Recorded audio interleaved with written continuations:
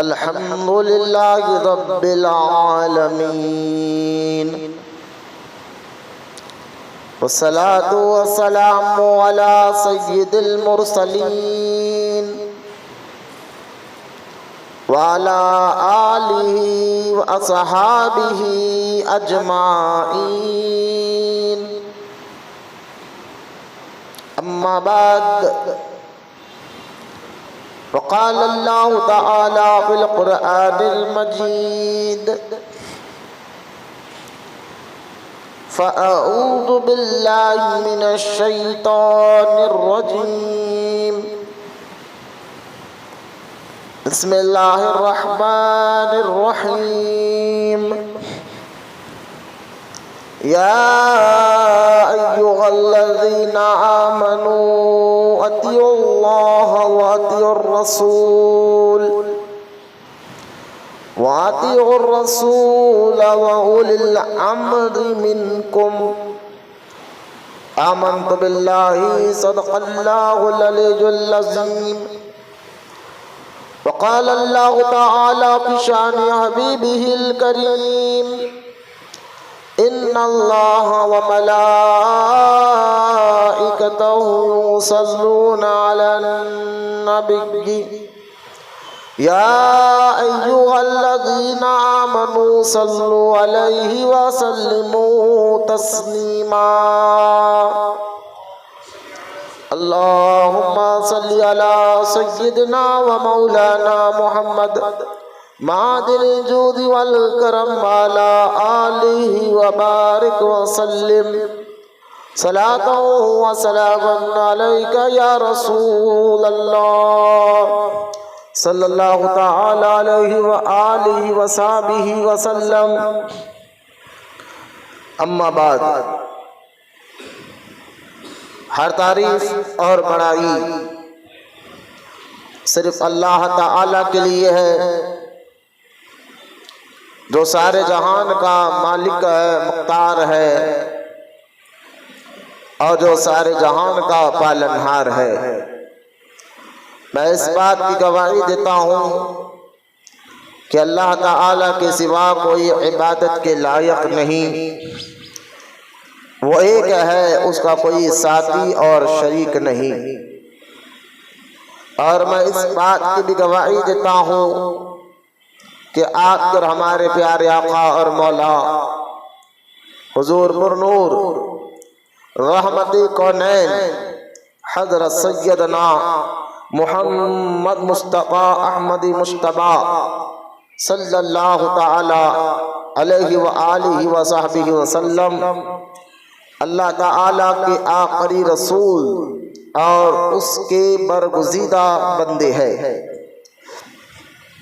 اللہ تعالیٰ حضور اکرم نور مجسم رحمت عالم صلی اللہ تعالی علیہ وآلہ وصحبہ وسلم پر، اہل بیت، صحابہ کرام، تابعین اور تبع تابعین، اولیاء امت پر قیامت تک بکثرت رحمتی اور برکتی نازل فرماتا رہے. آمین. محبت سے درود پاک پڑھے. اللہم صلی علی سیدنا و مولانا محمد معدن الجود والکرم وعلی آلہ وبارک وسلم صلاة و سلاما علیک یا رسول اللہ صلی اللہ تعالی علیہ وآلہ وصحبہ وسلم. معزز سامعین اور یوٹیوب کے ذریعے انشاءاللہ یہ ریکارڈ ہونے کے بعد دیکھنے والے تمام سامعین حضرات، السلام علیکم ورحمۃ اللہ وبرکاتہ.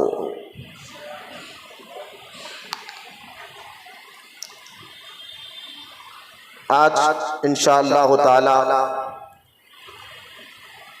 قبل اس کے کہ اپنے عنوان شان امام اعظم ابو حنیفہ رضی اللہ تعالی عنہ کے متعلق کچھ اہم باتیں آپ کے سامنے کروں. آئیے سب سے پہلے ہم اور آپ پیارے آقا اور مولا رحمت کونین صلی اللہ تعالی علیہ وسلم کی بارگاہ اقدس میں درود پاک پڑھنے کی فضیلت اور اس کی اہمیت کو سماعت کرے، تاکہ اللہ تعالیٰ ہمیں عقیدت اور محبت کے ساتھ پیارے آقا کریم رحمت کونین صلی اللہ تعالی علیہ وسلم کی بارگاہ اقدس میں درود پڑھنے کی توفیق عطا فرمائے۔ دیکھیے جس طرح انسان کا ایک ظاہری ہوتا ہے تو ایک باطن بھی ہوتا ہے۔ ظاہر صاف ستھرا ہو، شریعت کے مطابق ہو، خاص طور مسلمان کا ظاہری عمل میں یعنی اس کا لباس پاک ہو اور اس کا جسم پاک ہو اور وہ نماز کی پابندی بھی کرتا ہو، بہت اچھی بات ہے کہ ظاہری طور پر کہ بدن کو صاف ستھرا رکھنا، لباس کو صاف ستھرا رکھنا اور شریعت کی پابندی کرنا ہر مسلمان کے لیے لازم اور ضروری بھی ہے۔ لیکن اگر کوئی شخص ظاہر میں تو صاف ستھرا نظر آئے اور اس کا ایک باطن بھی ہوتا ہے، باطن سے مراد اس کا دل، اس کی روح، اس کی فکر، اس کی سوچ۔ اگر ظاہر میں تو بندہ صاف ستھرا نظر آئے بدن سے، لباس سے، لیکن باطن کی گندگی صاف نہ کرے تو پھر یہ اللہ تعالیٰ کی بارگاہ میں قبول اور مقبول نہیں ہوتا۔ باطن کی گندگی کیا ہے؟ جس طرح ظاہر کی گندگی بدن صاف کرنا، گندگی سے پاک رکھنا، لباس کو گندگی سے پاک رکھنا، تو ظاہر کی گندگی تو بندے کو سمجھ میں آتی ہے کیا چیز ہے، لیکن باطن کی گندگی، اندرونی جو انسان کا باطن کو ہوتا ہے، وہ دل، روح، سوچ، فکر ہوتی ہے، اس کے اندر جو اللہ کو پسند نہیں ہے دل کے اندر، وہ ہے تکبر۔ دل میں تکبر ہو یہ اللہ تعالیٰ کو پسند نہیں ہے۔ دل میں حسد ہو، ظاہر میں تو بدن اور جسم صاف ہے لیکن دل میں حسد ہے تو دل میں تکبر یہ اللہ تعالیٰ کو پسند نہیں۔ دل میں حسد یہ بھی اللہ تعالیٰ کو پسند نہیں۔ دل میں دشمنی رکھنا بلا وجہ کے، بلا وجہ غیر شرعی طور پر، کوئی وجہ نہیں ہے کہ بلا وجہ آپ کسی سے دشمنی دل میں رکھنا، یہ اللہ تعالیٰ کو پسند نہیں ہے۔ باطن کے اندر، دل کے اندر غصہ رکھنا بلا وجہ کے، یہ اللہ کو پسند نہیں ہے۔ تو لہٰذا کہ ظاہر کے ساتھ ساتھ باطن کا بھی صاف ہونا اور ستھرا ہونا لازم اور ضروری ہے۔ باطن یعنی ظاہر تو صاف ہو جاتا ہے پانی کے ذریعے، لباس، بدن یہ صاف ہو جاتا ہے، لیکن باطن کیسے صاف ہو جاتا ہے؟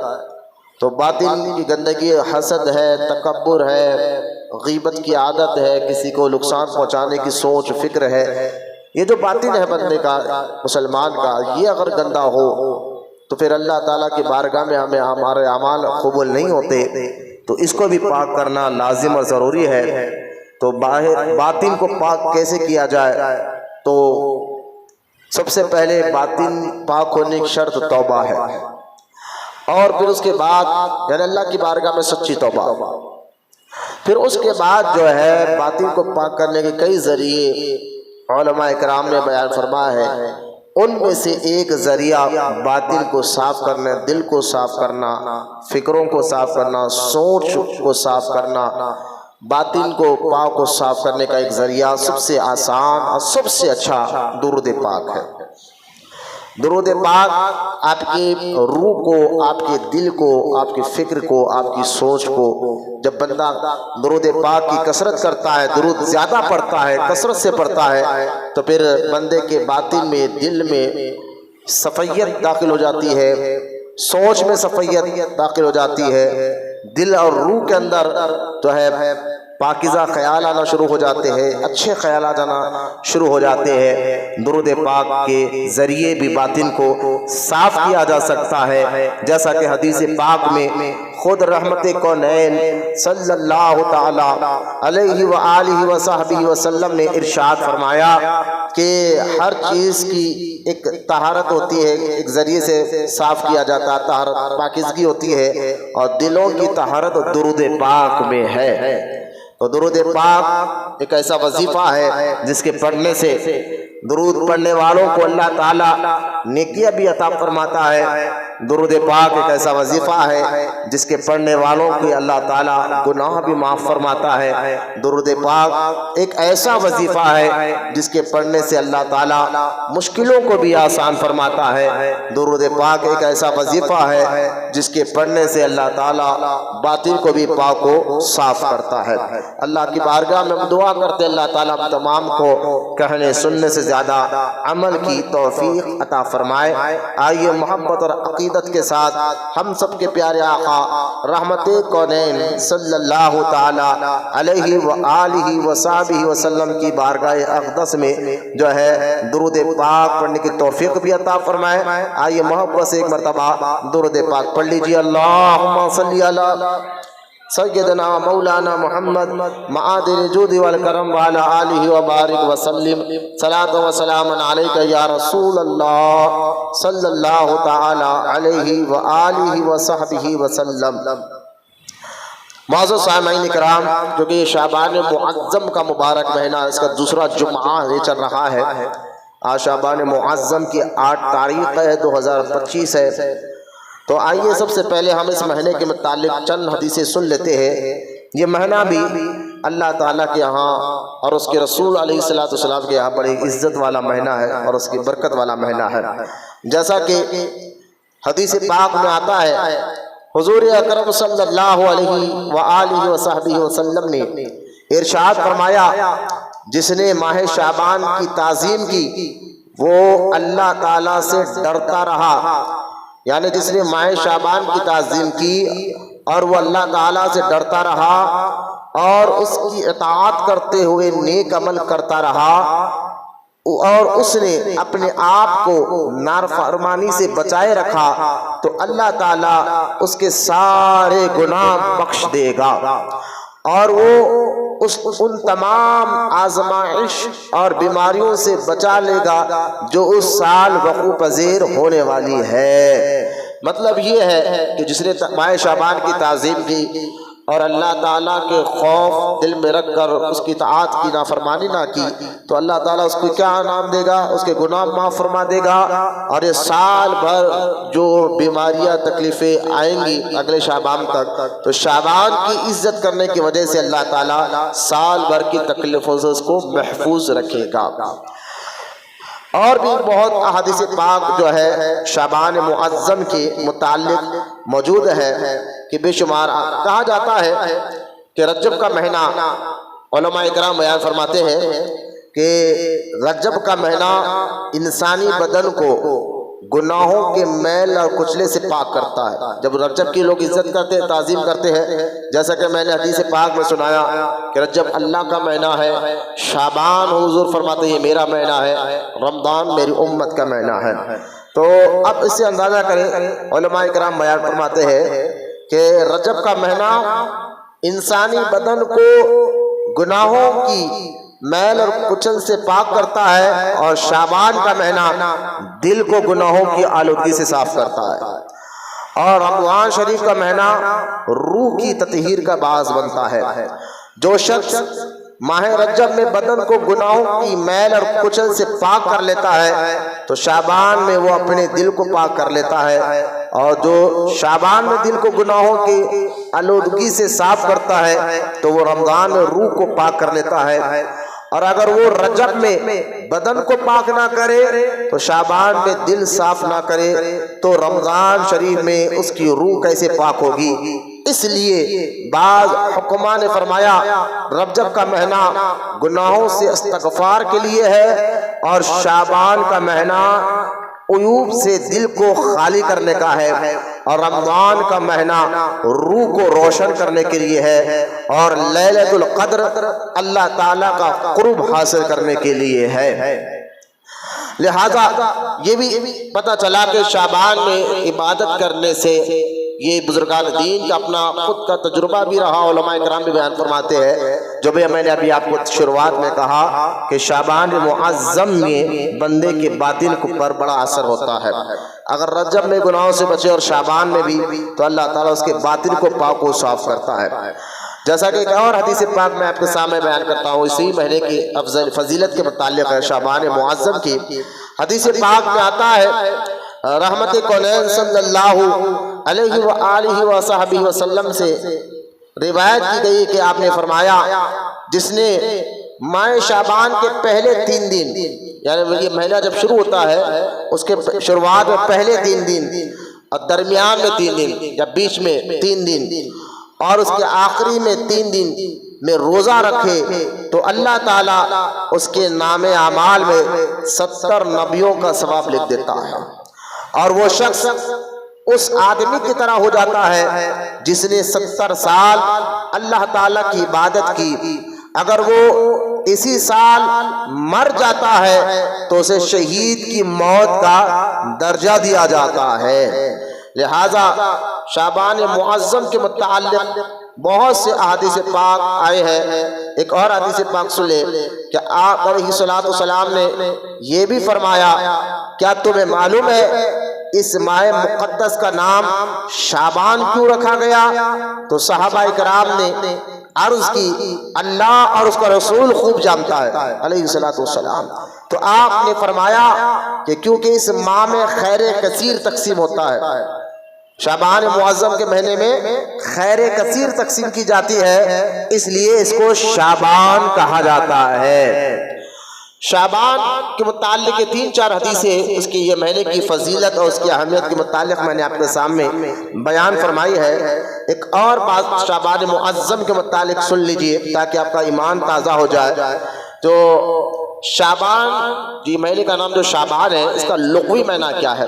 تو شعبان کا لغوی معنی شاخ اور حصے کے، یعنی شاخ یعنی حصہ کرنا، یعنی اس میں سے رحمت میں سے حصہ ملنا، نیکیوں میں سے حصہ ملنا۔ تو اس طرح شعبان کا ایک لغوی معنی شاخ اور حصے کے ہے، کیونکہ اس ماہ مقدس میں خیر کثیر بے شمار حصوں میں مخلوق میں تقسیم کی جاتی ہے، اس لیے اس کو شعبان کہا جاتا ہے۔ حضرت یحییٰ بن معاذ فرماتے ہیں شعبان کے 5 حروف ہیں، شین، عین، با، الف اور نون۔ ان میں سے ہر ایک حروف کے بدلے مومنین کو اللہ تعالیٰ عطیہ اور تحفہ عطا فرمایا جاتا ہے اللہ کی جانب سے۔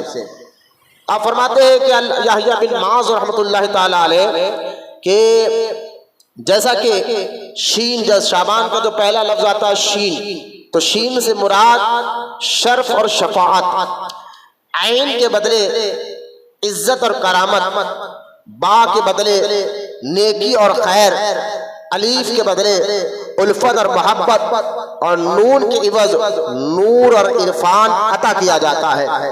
اس سے معلوم ہوا کہ یہ مہینہ اپنے نام کے اعتبار سے بھی بے شمار فضائل اور کرامت کا سبب ہے۔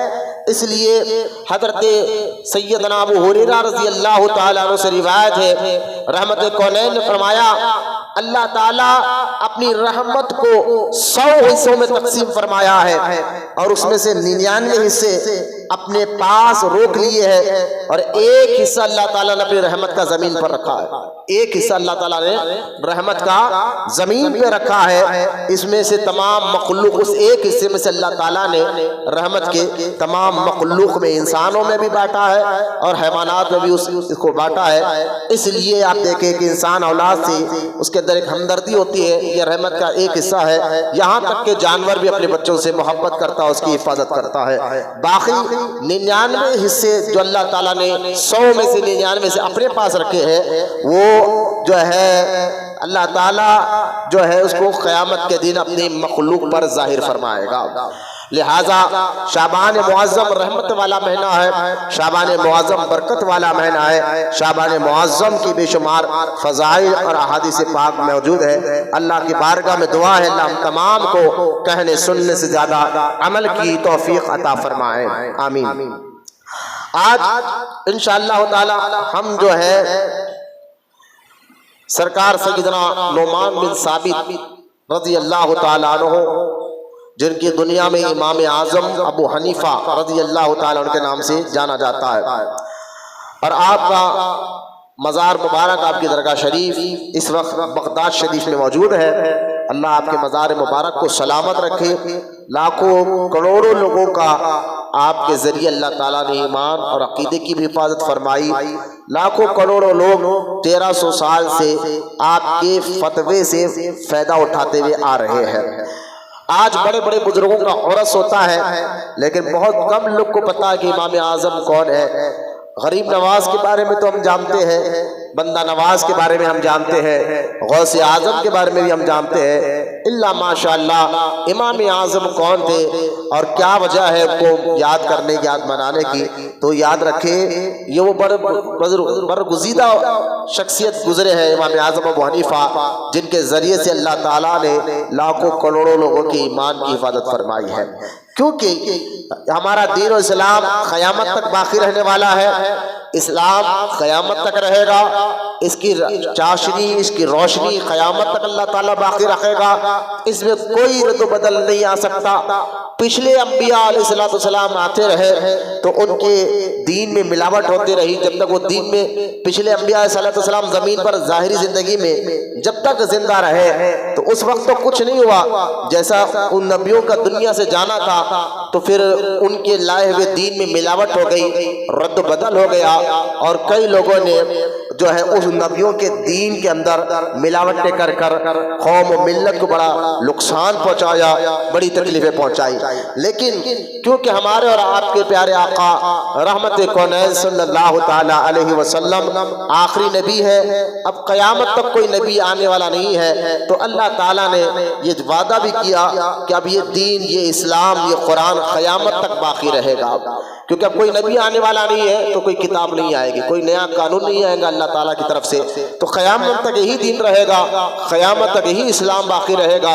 تو جس طرح پچھلے دور میں نبیوں کے لائے ہوئے دین میں ملاوٹ ہو گئی، خرابی ہو گئی، لیکن اس دین میں اللہ تعالیٰ ملاوٹ کرنے نہیں دے گا، خرابی کرنے نہیں دے گا، کیونکہ یہ دین، یہ اسلام، یہ قرآن کی حفاظت کی ذمہ داری خود اللہ تعالیٰ نے اپنے ذمے کرم پر لیا ہے، لہذا قیامت تک اسلام رہے گا تو پھر اللہ تعالیٰ اسلام کو بچانے کے ذریعے بھی پیدا کرتے رہے گا، کیونکہ ہر دور میں ایسا رہا ہے کہ لوگ سچ کو دبانے کی پوری کوشش کرتے ہیں، یعنی حق اور باطل کی جھگڑا ہر دور میں رہا، ہر وقت رہا، سچ اور جھوٹ کا جھگڑا ہر دور میں رہا، حق اور باطل کا جھگڑا ہر دور میں رہا ہے، اور لیکن اللہ تعالیٰ نے ہر دور میں سچ ہی کو کامیابی عطا فرمائی، حق کو ہی کامیابی عطا فرمائی۔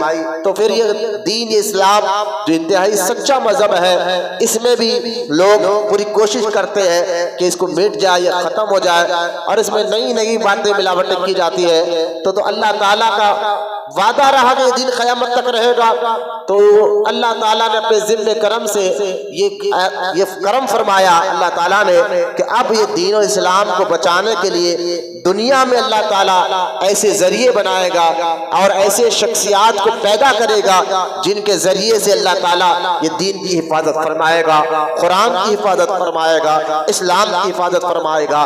قرآن اللہ تعالیٰ چاہتا کہ قرآن حفاظت میں رہے تو اللہ تعالیٰ تو حفاظت کیسے کرائے؟ تو اللہ تعالیٰ ان ذریعہ پیدا کر دیا۔ آج کروڑوں لاکھوں حافظ قرآن آپ کو مل جائیں گے جن کے سینوں میں قرآن محفوظ رہے۔ اگر معاذ اللہ قرآن کتاب کی شکل میں جو آج موجود ہے اس کو لوگ بھی دیے، اس کو ختم بھی کر دے، تب بھی جو ہے قرآن ختم نہیں ہوگا، کیونکہ اللہ تعالیٰ نے کروڑوں لوگوں کے دلوں میں اس قرآن کو سما دیا ہے، رکھ دیا ہے، اور اس کے حفاظ آپ کو ہر شہر، ہر ملک میں آج بھی مل جائیں گے۔ تو میں بتانا، سمجھانا یہ چاہتا ہوں کہ اللہ تعالیٰ دین اور قرآن کی حفاظت کے ذریعے بنا دیا ہے، اور ان ذریعوں سے دین کی حفاظت کرتے رہے گا۔ اللہ ذریعے کا محتاج نہیں ہے، لیکن ذریعے کے محتاج انسان ہوتے ہیں، بندے ذریعے کے محتاج ہوتے ہیں۔ ہم عالم اسباب میں ہیں، یہاں جو بھی ملتا ہے ذریعے سے ملتا ہے، وسیلے سے ملتا ہے، تو وسیلے کا اللہ محتاج نہیں ہے، ذریعے کا انسان محتاج ہوتا ہے، وسیلے کا انسان محتاج ہوتا ہے۔ اس لیے اللہ تعالیٰ نے ہر چیز کی حفاظت ایک ذریعے سے کی ہے۔ تو اسلام کو قیامت تک رکھنا ہے تو اس کو مٹانے کے لیے جو ذریعے آئیں گے تو اللہ تعالیٰ اس کو بچانے والے ذریعے بھی پیدا کرتے رہے گا. ان ذریعوں میں جن ذریعوں سے اللہ اسلام اور قرآن کی حفاظت کرتے رہے گا ان ذریعوں میں اللہ کے نیک بندے اللہ کے محبوب بندے بھی موجود ہیں جن کو ہم آج کے دور میں اولیاء اللہ کہتے ہیں, اللہ کے ولی کہتے ہیں, اللہ کے دوست کہتے ہیں. تو یہ اولیاء اللہ, یہ بزرگان دین وہ مقدس شخصیت ہے جن کے ذریعے سے اللہ تعالیٰ دین کی حفاظت فرمائے گا, قرآن کی حفاظت فرمائے گا. یہ ہر دور میں رہا ہے, آج بھی اللہ کے نیک بندے موجود ہیں جن کے ذریعے سے دین اسلام وہی طریقے سے موجود ہے جیسے آج سے 1400 سال پہلے ہمارے اور آپ کے پیارے نبی نے لا کر دین دیا تھا. وہی دین اسلام آج بھی موجود ہے اسی ذریعے سے, اور انشاءاللہ تعالی قیامت تک یہ دین اسلام کی اللہ تعالیٰ اپنے ذمہ کرم سے اس کی حفاظت کرتے رہے گا. اور ایسے مقدس بزرگان دین کو اللہ اس زمین پر پیدا کرتے رہے گا, اپنے دوستوں کو, اپنے محبوب بندوں کو, جن کے ذریعے سے اللہ دین اور قرآن کی حفاظت کرتے رہے گا. تو اسی ذریعے میں سے ایک میں نے بتایا بھی آپ کو کہ اولیاء کرام بزرگان دین ہے, انہی بزرگوں میں سے جنہوں نے دین کی حفاظت کی ہے, اسلام کو پھیلایا بھی ہے اور دین کو سمجھایا بھی ہے, قرآن کو سمجھایا ہے, حدیث کو سمجھایا ہے. انہی برگزیدہ بندوں میں اللہ کے ایک بندے کا نام جن کے ذریعے قرآن لوگوں کو آگے بات سمجھ میں آئی, جن کے ذریعے دین لوگوں کو آگے سمجھ میں آیا ہے, اس بزرگان دین میں سے ایک برگزیدہ شخصیت کا نام امام اعظم ابو حنیفہ رضی اللہ تعالیٰ عنہ ہے. یہاں تک آپ کو سمجھانا مقصد تھا. اب تھوڑا سا آگے بڑھتے ہیں کہ دیکھیں امام اعظم ابو حنیفہ رضی اللہ تعالیٰ عنہ کون ہے؟ یہ تابعی ہے. اب تابعی کس کو کہتے ہیں یہ بھی آج مسلمان کو جاننا ضروری ہے. تابعی اس شخص کو کہتے ہیں جنہوں نے رسول اللہ صلی اللہ تعالیٰ علیہ وسلم کے صحابی کو دیکھا. لہذا جس نے حضور کے صحابی کو دیکھا وہ تابعی ہوتا ہے, اور جس نے حضور کو دیکھا علیہ السلام اور ایمان لایا, ایمان پر اس کا خاتمہ ہوا, وہ صحابی ہوتا ہے. تو حضور کو دیکھنے والا صحابی اور صحابی کو دیکھنے والا تابعی ہوتا ہے. اور پھر امام اعظم ابو حنیفہ جن کا ہم ذکر سنیں گے آج, وہ تابعی ہے. انہوں نے کئی صحابہ کو دیکھا ہے. ایک تو یہ ان کی فضیلت ہے, نعمان بن ثابت رضی اللہ تعالیٰ عنہ کا اصل نام ہے. امام اعظم ابو حنیفہ یہ آپ کی کنیت ہے, اور اسی نام سے پوری دنیا ان کو جانتی اور پہچانتی ہے. تو امام اعظم ابو حنیفہ رضی اللہ تعالیٰ عنہ تابعی ہے, اور تابعی کے بارے میں ایک نہیں کئی حدیثیں موجود ہیں. تابعی کی فضیلت کے بارے میں حدیث میں ان کی اہمیت, ان کی عظمت کو بیان کیا گیا ہے. جیسا کہ حدیث پاک میں آتا ہے کہ اللہ کے رسول علیہ السلام نے ارشاد فرمایا, جس نے مجھے دیکھا اس پر دوزخ حرام ہو گئی. یعنی دیکھنے سے مراد حضور ہمارے آقا صلی اللہ علیہ وسلم کو ابو جہل نے بھی دیکھا, عتبہ نے بھی دیکھا, شیبہ نے بھی دیکھا, ابو لہب نے بھی دیکھا, لیکن وہ ایمان نہیں لائے. لہٰذا یہاں دیکھنے سے مراد ان صحابی کا ذکر ہو رہا ہے جو حضور فرما رہے جس نے مجھے دیکھا, یعنی دیکھ کر ایمان لایا, ایمان ہی پر خاتمہ ہوا. یہاں ان کی بات چل رہی ہے صحابہ کرام کی. حضور فرماتے ہیں جس نے مجھے دیکھا اللہ نے اس پر دوزخ حرام کر دی, اللہ نے اس پر دوزخ حرام کر دی. اور جس نے میرے دیکھنے والے کو بھی دیکھا اللہ تعالیٰ نے اس پر بھی دوزخ حرام کر دی. یہ پہلی حدیث پاک جس سے صحابہ کے ساتھ ساتھ تابعی کی بھی اہمیت سمجھ میں آتی ہے کہ ان کی فضیلت کیا ہے, ان کا مقام و مرتبہ کیا ہے. پھر آپ دیکھیں حضور رحمت کونین صلی اللہ تعالی علیہ وسلم نے فرمایا کہ سب سے اچھا زمانہ میرا زمانہ ہے. پھر سرکار نے فرمایا پھر اس کے بعد صحابہ کا زمانہ, یہ بھی بڑا بہترین زمانہ رہے گا. پھر سرکار فرماتے صحابہ کے بعد کا جو زمانہ ہے وہ تابعی, وہ بھی بہترین زمانہ ہوگا. پھر اس کے بعد کتنے پیدا ہوں گے.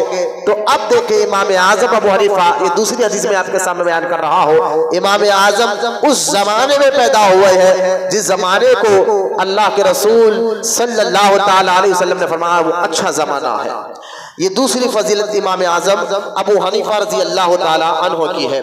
اور امام اعظم ابو حنیفہ کے بارے میں آج سے 1400 سال پہلے ہمارے آقا رحمت کونین صلی اللہ تعالی علیہ وسلم نے بیان فرمایا تھا، جیسا کہ آپ دیکھیں حدیث پاک میں آپ کو بتانا چاہ رہا ہوں۔ حدیث پاک میں آتا ہے کہ اللہ تعالیٰ نے جب قرآن میں لقمان کا ذکر کیا، حکیم لقمان، ان کا ذکر قرآن میں موجود ہے، اور سورہ لقمان پورا قرآن میں بڑا سورہ ہے کہ یہ ان کا پورا ذکر سورہ لقمان میں موجود ہے۔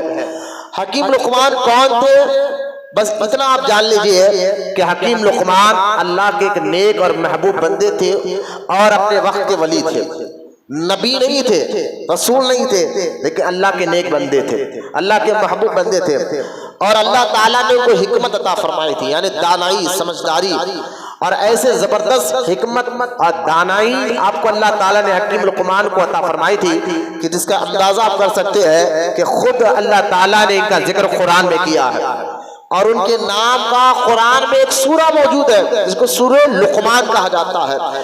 اس سے اندازہ کر لے کہ حکیم لقمان کی دانائی، سمجھ، حکمت، طبیب، آپ ڈاکٹر بھی تھے تو کس طرح کی بیماریوں کا بھی علاج کیا، اگر اس پر بات کریں تو بہت لمبی چلے جائے گی۔ تو خیر، جب سورہ لقمان نازل ہوئی ہمارے نبی پر، یہ سورہ قرآن کا اترا اور اس میں حکیم لقمان کے بارے میں حضور کو بتایا گیا کون تھے، کیسے تھے، کیا تھے، تو اللہ کے رسول رحمت کونین صلی اللہ تعالی علیہ وسلم کے دل میں خیال آیا کہ یا اللہ، پچھلے نبیوں کے دور میں ایسے سمجھدار لوگوں کو تو پیدا کرتا تھا، تو میرے دور میں، میری امت میں بھی کاش ایسا کوئی انسان ہوتا، ایسا کوئی شخص ہوتا جو حکیم لقمان جیسی سمجھ رکھتا، دانائی رکھتا۔ تب یہ آپ کے دل میں خیال آیا، کس کے؟ ہمارے اور آپ کے نبی کے دل میں یہ خیال آیا۔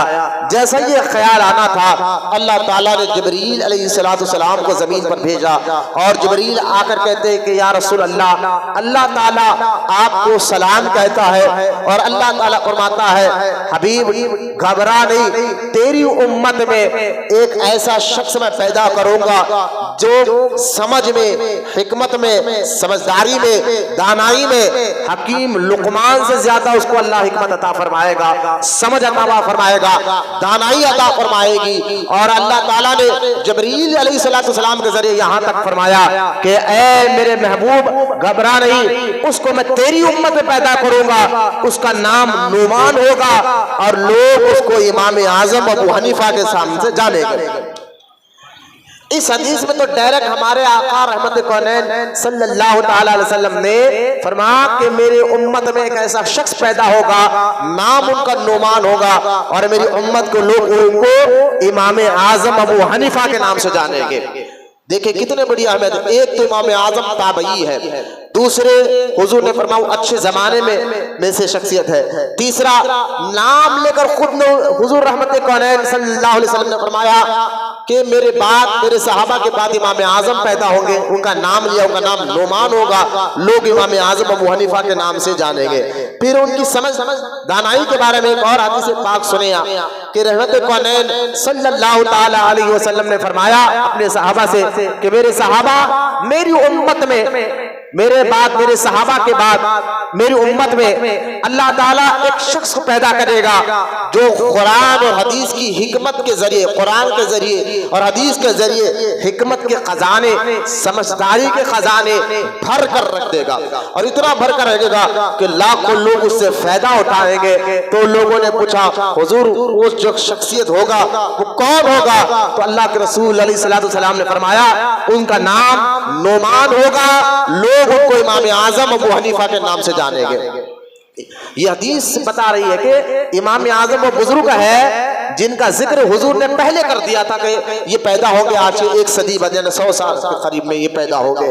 یہ اور آخری حدیث آپ ان کی شان کے متعلق جن بزرگ کا ہم ذکر سن رہے ہیں ان کے متعلق غیب کا نبی نے پہلے بیان فرمایا ہے، کیونکہ نام لے کر بیان فرمایا ہے۔ اس سے اندازہ کرے کہ اللہ اور اس کے رسول علیہ السلام کے ہاں امام اعظم ابو حنیفہ کا مقام و مرتبہ کیا ہے۔ ایک اور حدیث پاک سورہ جمعہ جب نازل ہوا، حضور پر سورہ جمعہ جب نازل ہوا، وہاں پر اللہ تعالیٰ نے ایک ذکر فرمایا کہ پچھلے لوگوں میں حکمت والے پیدا ہوں گے. تو یہاں صحابہ نے عرض کیا کہ یا اے اللہ کے رسول علیہ الصلوۃ والسلام، یہ جو قرآن میں اللہ کہہ رہا ہے سورہ جمعہ میں کہ پچھلے لوگ یعنی آنے والے لوگ میں ایسے حکمت والے پیدا ہوں گے، اس کا مطلب کیا ہے، اس کا مراد کیا ہے؟ یعنی ابھی تو وہ لوگ پیدا نہیں ہوئے، آنے والے وقت میں پیدا ہوں گے، وہ کون لوگ ہوں گے؟ یہ سوال صحابہ نے حضور کی بارگاہ میں 3 بار کیا.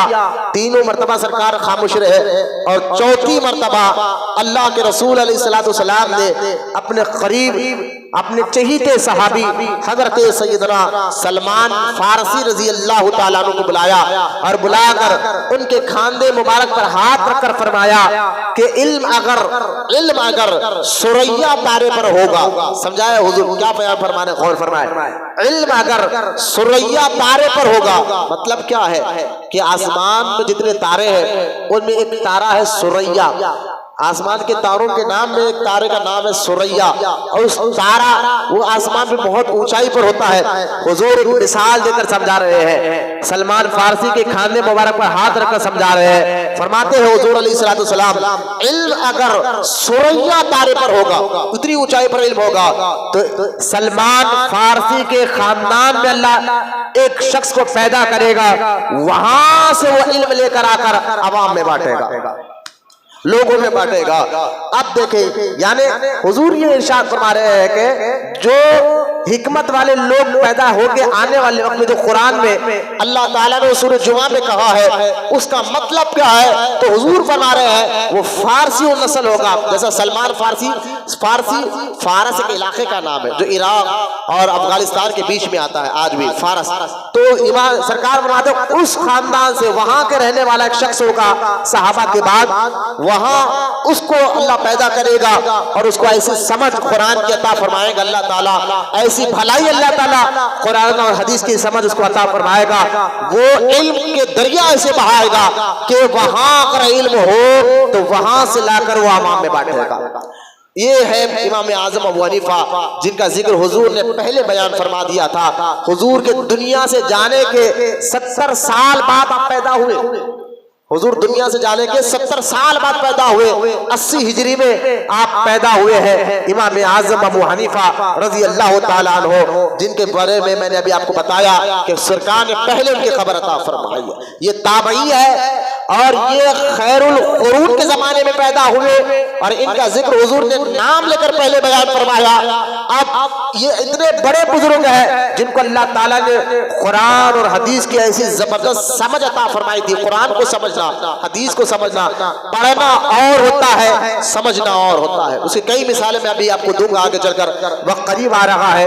پہلے آپ یہ بزرگ کے بارے میں سنیں. میں اس لیے کہہ رہا ہوں آج کا نوجوان غوث اعظم کے بارے میں تو جانتا ہے، غریب نواز کے بارے میں تو جانتا ہے، بندہ نواز کے بارے میں جانتا ہے، لیکن یہ امام اعظم ابو حنیفہ جو کروڑوں لاکھوں مسئلے نکال کر ایمان والوں کے عقیدے کو اور ان کے عمل کو مضبوط کیا ہے، ان کے بارے میں شاید ہی چند مسلمان جانتا ہوگا. اس لیے آج ان کا ہم ذکر کر رہے ہیں تاکہ پتہ چلے مسلمانوں کو، اہل ایمان کو، کہ یہ نام کے کتنے بڑے بزرگ گزرے ہیں آج سے 1300 سال پہلے.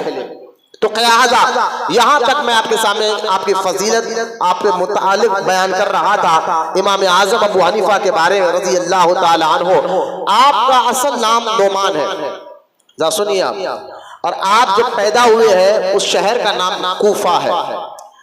آپ کے دادا، آپ کے والد کا نام ثابت ہے، دادا کا نام بھی نعمان ہے.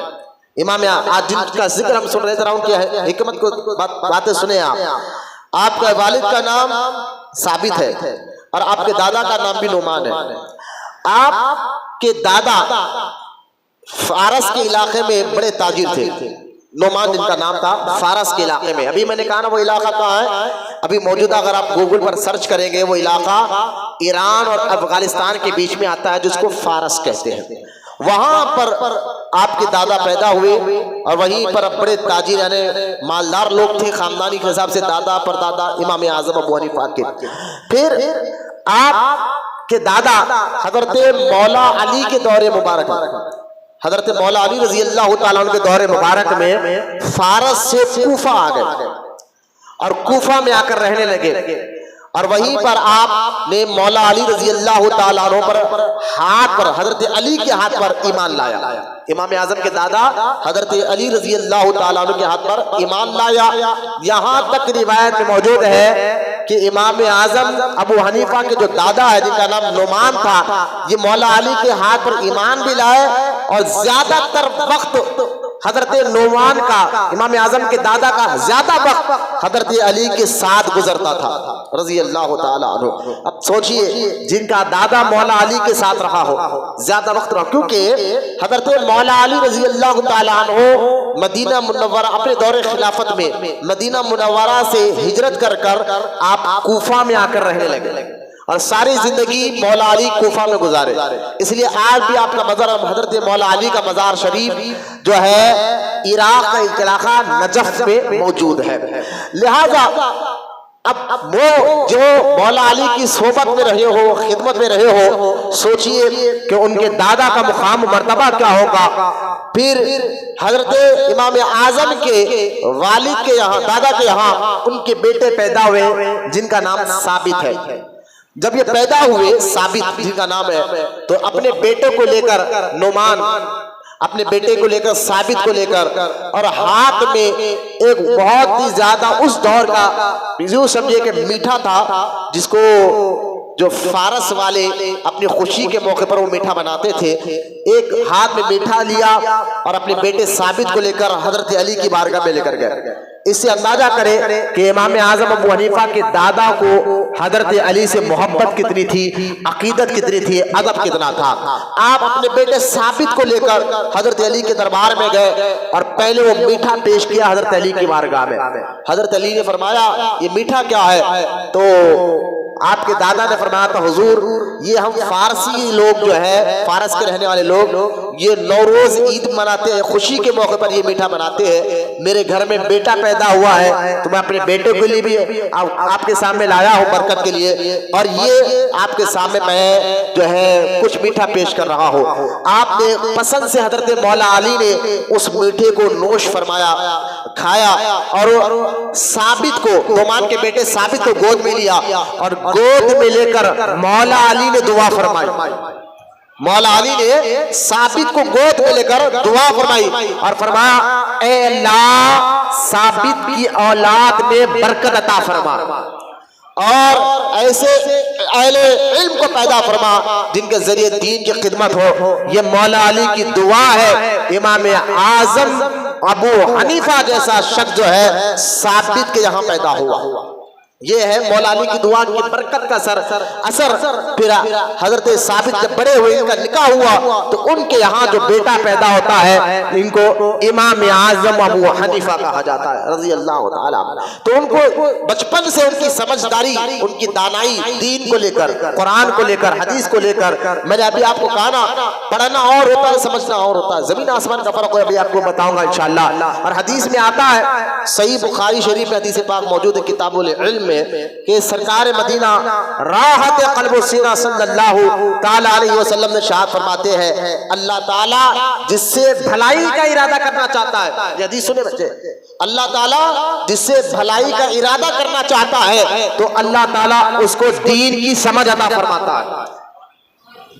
یعنی اللہ بھلائی کرنا چاہتا ہے کس کے ساتھ، اس کی پہچان کیا ہے؟ تو قرآن حدیث میں آتا ہے جس سے اللہ بھلائی کرنا چاہتا ہے تو اس کو دین کی سمجھ دیتا ہے، قرآن کی سمجھ دے دیتا ہے۔ تو یہ علماء اکرام، یہ ائمہ اکرام کون ہے؟ یہ دین کی سمجھ لے کر پیدا ہوئے، قرآن کی سمجھ لے کر پیدا ہوئے ہیں۔ تو خیر ان کی سمجھ کے ایک جھلک میں آپ کو دکھانا چاہتا ہوں، اس سے آپ کو اندازہ ہو جائے گا۔ امام اعظم ابو حنیفہ کی عمر مبارک ابھی بچپنے کا دور ہے، کوفہ میں کئی قسم کے فتنے پیدا ہو رہے تھے، لوگ اللہ تعالیٰ کا انکار کر رہے تھے۔ انہی میں سے ایک شخص تھا جو اللہ کو مانتا نہیں تھا، یعنی اللہ ہے اس کو یقین نہیں تھا اللہ پر۔ اللہ ہماری حفاظت فرمائے۔ ہم تو ذالک الکتاب لا ریب فیہ، قرآن کہتا ہے یہ وہ کتاب ہے جس میں کوئی شک نہیں، اور آگے اللہ فرماتا ہے مومن تو وہ ہوتا ہے جو غیب کی باتوں پر ایمان لاتا ہے۔ ہم نے رب کو دیکھا نہیں کہ مانتے وہ ہے اور ایک ہے، نہ اس کی کوئی اولاد ہے، نہ اس کو کوئی بیٹا ہے، کچھ نہیں ہے، وہ لم یلد ولم یولد ہے جو سورہ اخلاص میں پڑھتے ہیں۔ لیکن کچھ لوگ ایسے پیدا ہوئے کہ جو رب کو مانتے نہیں تھے، تو امام اعظم کے دور میں ان کو دہریہ کہا جاتا تھا، دہریہ جو اللہ کو مانتے نہیں۔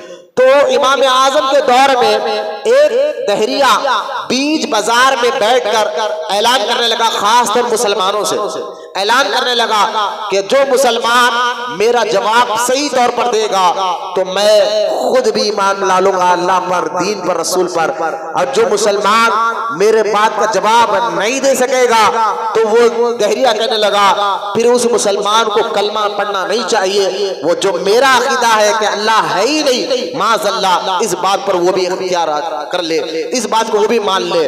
لہٰذا اس کا جواب جو سوال یہ تھا، اس سوال کا جواب کیا دینا چاہیے تھا، ذرا غور سے سنیں اور اس سے اندازہ ہوگا کہ امام اعظم کو اللہ نے کیسی سمجھ عطا فرمائی تھی۔ اس دہریے نے 3 سوال کیے، کہا یہ 3 سوال کا جو جواب دے گا میں ایمان لا لوں گا، جو جواب نہیں دے گا وہ بھی میری طرح ہو جائے، معاذ اللہ۔ اس طرح کا اس نے 3 سوال کیے۔ اب 3 سوال کیا ہے؟ وہ مارکیٹ میں بیٹھ کر، مسلمانوں کے تجارت کے مارکیٹ میں بیٹھ کر چیخ چیخ کر کہتا ہے میرا پہلا سوال یہ ہے، اللہ ہے، اللہ ہے تو پھر دکھائی کیوں نہیں دیتا؟ پہلا سوال، اللہ ہے تو دکھائی کیوں نہیں دیتا؟ کیونکہ جو چیز دکھائی دیتی ہے وہ چیز ہے۔ اس کا کہنے کا مقصد یہ تھا دہریے کا، عقل مند آدمی کہ کہہ رہا ہے معاذ اللہ کہ جو چیز دکھتی ہے وہ چیز ہے، جو دکھتی نہیں تو ہم مانے کیوں؟ تو اللہ ہے تو دکھائی کیوں نہیں دیتا؟ جب وہ دکھائی نہیں دیتا تو معاذ اللہ وہ ہے ہی نہیں۔ اور مسلمان کہتے ہیں کہ اللہ کو دیکھنا ناممکن ہے۔ ہاں، جنت میں جانے کے بعد جنتیوں کو اللہ اپنا دیدار کرائے گا، لیکن وہ تو رب کو ہی نہیں مانتا تو جنت کو کیا مانے گا، دوزخ کو کیا مانے گا؟ وہ تو اللہ کو ہی نہیں مانتا تھا۔ تو پہلا سوال اس نے کیا، ایک کہ اللہ ہے تو دکھائی کیوں نہیں دیتا، اور دوسرا اگر اللہ ہے تو اللہ سے پہلے کیا تھا، اور تیسرا اگر اللہ ہے تو اس وقت وہ کیا کر رہا ہے، اور چوتھا اللہ ہے تو کدھر ہے۔ یہ 4 سوال اس نے کیے تھے، 4 سوال اس نے کیے تھے، اور چلا چلا کر کہہ رہا تھا کہ میرے سوال کا جو جواب دے گا۔ اچھا، جواب بھی کیسے دینا ہے؟ قرآن پڑھ کر نہیں دینا ہے، حدیث پڑھ کر نہیں دینا ہے، عقل سے دینا، جو بات سمجھ میں آ جائے، ایسا جواب دینا ہے۔ کیونکہ وہ تو قرآن کو مانتا نہیں تھا، حدیث کو مانتا نہیں تھا، کسی بات کو مانتا نہیں تھا۔ اگر اس کے سامنے جا کر قرآن پڑھیں گے کہ اللہ ہے اور وہ ایک ہے، وہ کہے گا بھائی قرآن کو تم مانو، میں نہیں مانتا، معاذ اللہ، کیونکہ وہ قرآن کا ماننے والا، جب اللہ کا ماننے والا نہیں تھا تو قرآن کو کیا مانے گا، حدیث کو کیا مانے گا۔ اس کو جواب ایسے دینا تھا جو بات عقل سے سمجھ میں آ جائے، ایسا اس کو جواب دینا تھا۔ امام اعظم ابو حنیفہ کے عمر دیکھیں اللہ تعالیٰ کس طرح ان کے ذریعے سے دین اور قرآن کی حفاظت کیا اللہ اپنے نیک بندوں کے ذریعے سے کرتا ہے۔ امام اعظم ابو حنیفہ جب اس نے اعلان کیا مارکیٹ میں، سارے لوگ حیران ہیں اس کو کیا جواب دیں گے۔ سوالات بھی عجیب ہے کہ اللہ ہے تو اس وقت کیا کر رہا، اللہ ہے تو دکھائی کیوں نہیں دیتا، اللہ ہے تو کدھر ہے، اور اللہ سے پہلے کیا تھا۔ یہ سوال بھی عجیب ہے، اور یہ دہریہ قرآن تو مانے گا نہیں، حدیث تو مانے گا نہیں، کیا جواب دیا جائے؟ تو سارے لوگ حیران تھے۔ اس وقت بچپنے کا عمر حضرت امام اعظم کے بالکل نوجوان نہیں، بالکل کم سن عمر ہے۔ آپ جاتے ہیں اور جا کر امام اعظم ابو حنیفہ فرماتے ہیں اس سوال کے جواب میں دوں گا۔ اب وہ جو دہریہ تھا، جو اللہ کا انکار کرنے والا، وہ ہنسنے لگا۔ بڑے بڑے لوگ یہاں کھڑے ہوئے ہیں، ان سے تو میرے سوال کا جواب بن نہیں پا رہا ہے، تو بچہ ہو کر کیا جواب دے گا؟ امام اعظم ابو حنیفہ نے فرمایا کہ تو سوال کر رہا ہے، جواب سے مطلب رکھ، میں تیرا سوال کا جواب دوں گا۔ ان لوگوں نے کہا ٹھیک ہے، اس نے بھی کہا ٹھیک ہے، چلیے میرے سوال کا جواب دیجیے، لیکن یاد رکھے میرے سوالات کا جواب عقلی طور پر ہونا ہے، قرآن حدیث تو میں مانتا نہیں۔ آپ نے کہا الحمدللہ میں عقلی طور پر ہی جواب دوں گا۔ اب اس نے امام اعظم کے قریب گئے اور فرمایا تیرا پہلا سوال کیا ہے؟ کہا میرا پہلا سوال یہ ہے اللہ ہے تو اس وقت کیا کر رہا، اللہ ہے تو اس وقت کیا کر رہا ہے، اس کا جواب عقلی طور پر دیجئے جو بات سمجھ میں آئے۔ امام اعظم ابو حنیفہ نے فرمایا دیکھ دنیا کا طریقہ بھی ہے، دنیا کا دستور بھی یہ ہے کہ سوال کرنے والا نیچے ہوتا ہے، جواب دینے والا اوپر ہوتا ہے، جواب دینے والا اوپر ہوتا ہے۔ تو سوال کر رہا ہے تو پہلے کرسی سے نیچے اتر، میں جواب دے رہا ہوں، میں کرسی پہ بیٹھوں گا۔ اس نے کہا بات صحیح ہے، عقلی طور پر بات بھی صحیح ہے۔ وہ کرسی سے نیچے اتر گیا، امام اعظم کرسی پہ بیٹھ گئے۔ فرمایا اب پھر سے بول تیرے سوال کیا ہے؟ اس نے کہا بتائیے اللہ ہے تو اس وقت کیا کر رہا ہے؟ تو امام اعظم نے فرمایا تجھے نیچے بٹھایا اور مجھے اوپر بٹھایا۔ یہ عقلی طور پر جواب، اس کو عقلی طور پر سمجھانا ہے. اس وقت کیا کرا ہے؟ مجھے نیچے بٹھایا اور مجھے اوپر بٹھایا ہے. اب اس سوال کا جواب سن کر اس کو کچھ بن نہیں پائی. اس نے کہا ٹھیک ہے چلیے دوسرا سوال کیا ہے؟ کہ اللہ سے پہلے کیا تھا؟ دیکھیں ایسے سوالات ہمارے ذہن میں نہیں آنا چاہیے کیونکہ ہم مسلمان ہیں الحمدللہ. کیونکہ مسلمان کے بارے میں سرکار نے فرمایا اہل ایمان کو کہ اللہ میں غور مت کرو. اللہ ہے کیسا نہیں، اللہ کی نشانیوں میں غور کرو. ہمیں اللہ میں غور کرنے کی اجازت نہیں ہے کہ اللہ سے پہلے کیا تھا. ایسے سوالات ایمان والے کے ذہن میں نہیں آنا چاہیے کیونکہ اس کا ایمان کمزور ہو جائے گا.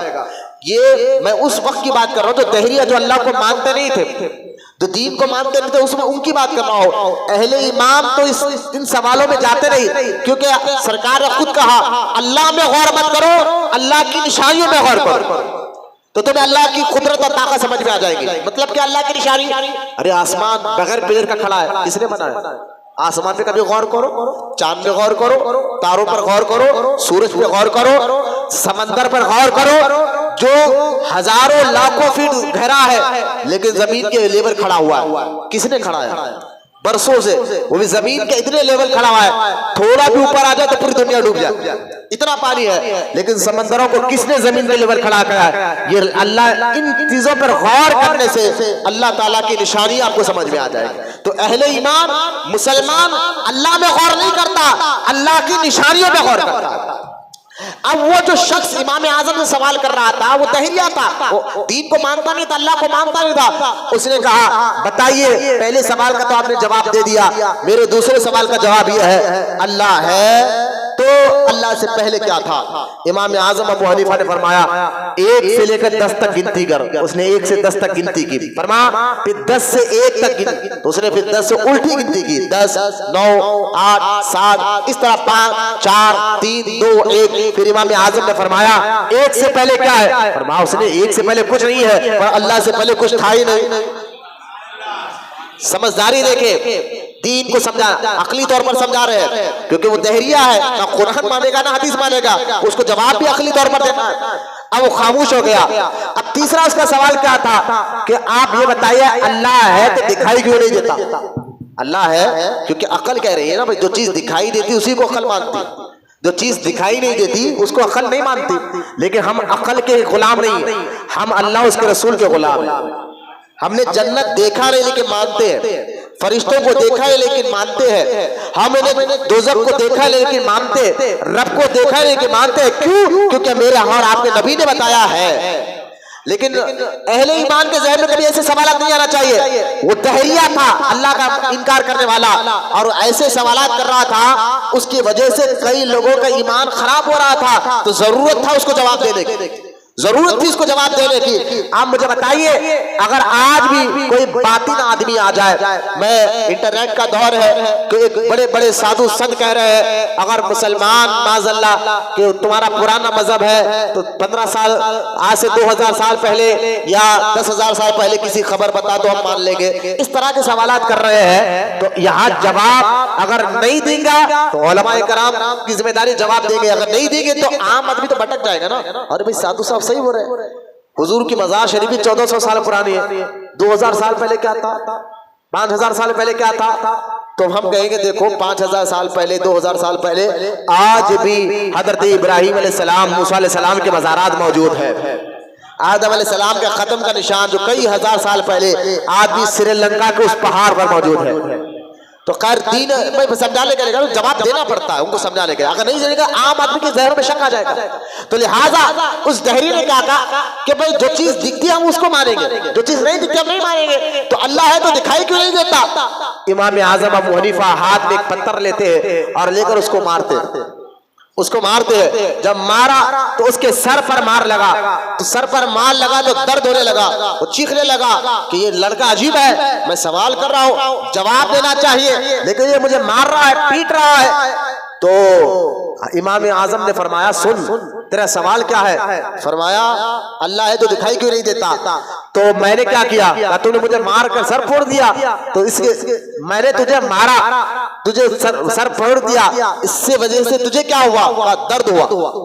مار لینے کی وجہ سے کیا ہوا؟ درد ہوا. اب امام اعظم نے فرمایا کہ درد کیسا ہوتا بتا.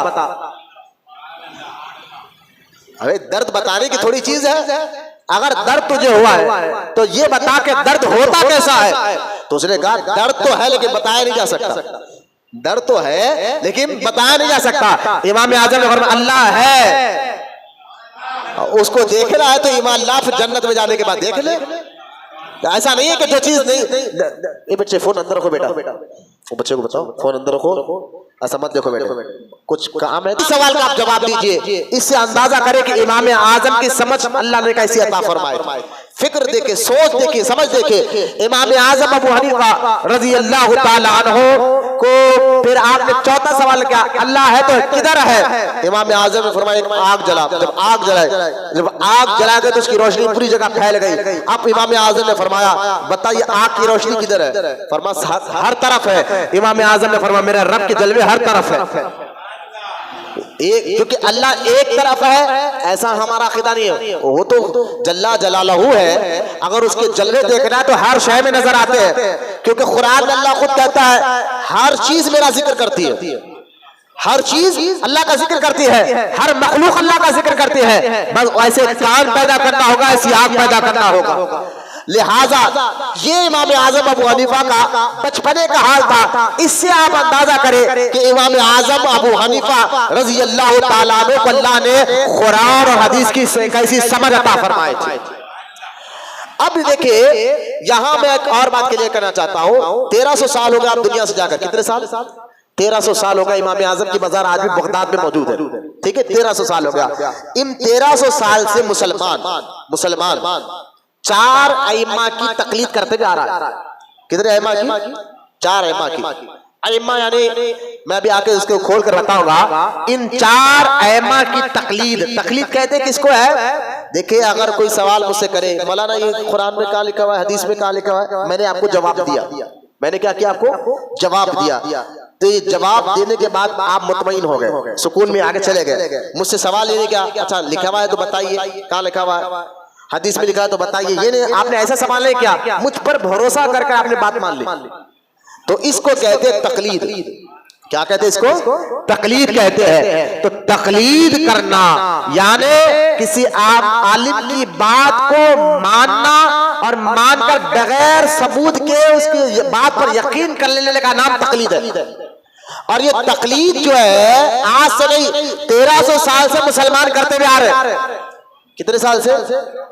تو 1300 سال سے جتنے مسلمان تقلید. ہاں غوث اعظم بھی تقلید کرتے، اس میں عام آدمی نہیں، عام مسلمان تقلید نہیں کرتا. صحابہ کے بعد تابعین کا جو دور آیا اس دور میں یہ اماموں کی تقلید کرنا مسلمانوں کے لیے ضروری ہو گیا. کیوں؟ کیونکہ قرآن حدیث کو مسلمان خود سے پڑھ کر خود نہیں سمجھ سکتا تھا، اس لیے ان سمجھدار لوگوں کی ضرورت پڑی. ان سمجھدار لوگوں کی ضرورت پڑی تو ان ضرورت کو ہر دور کے مسلمان نے ایکسپٹ کیا، مانا. خود غوث اعظم جیسے بزرگ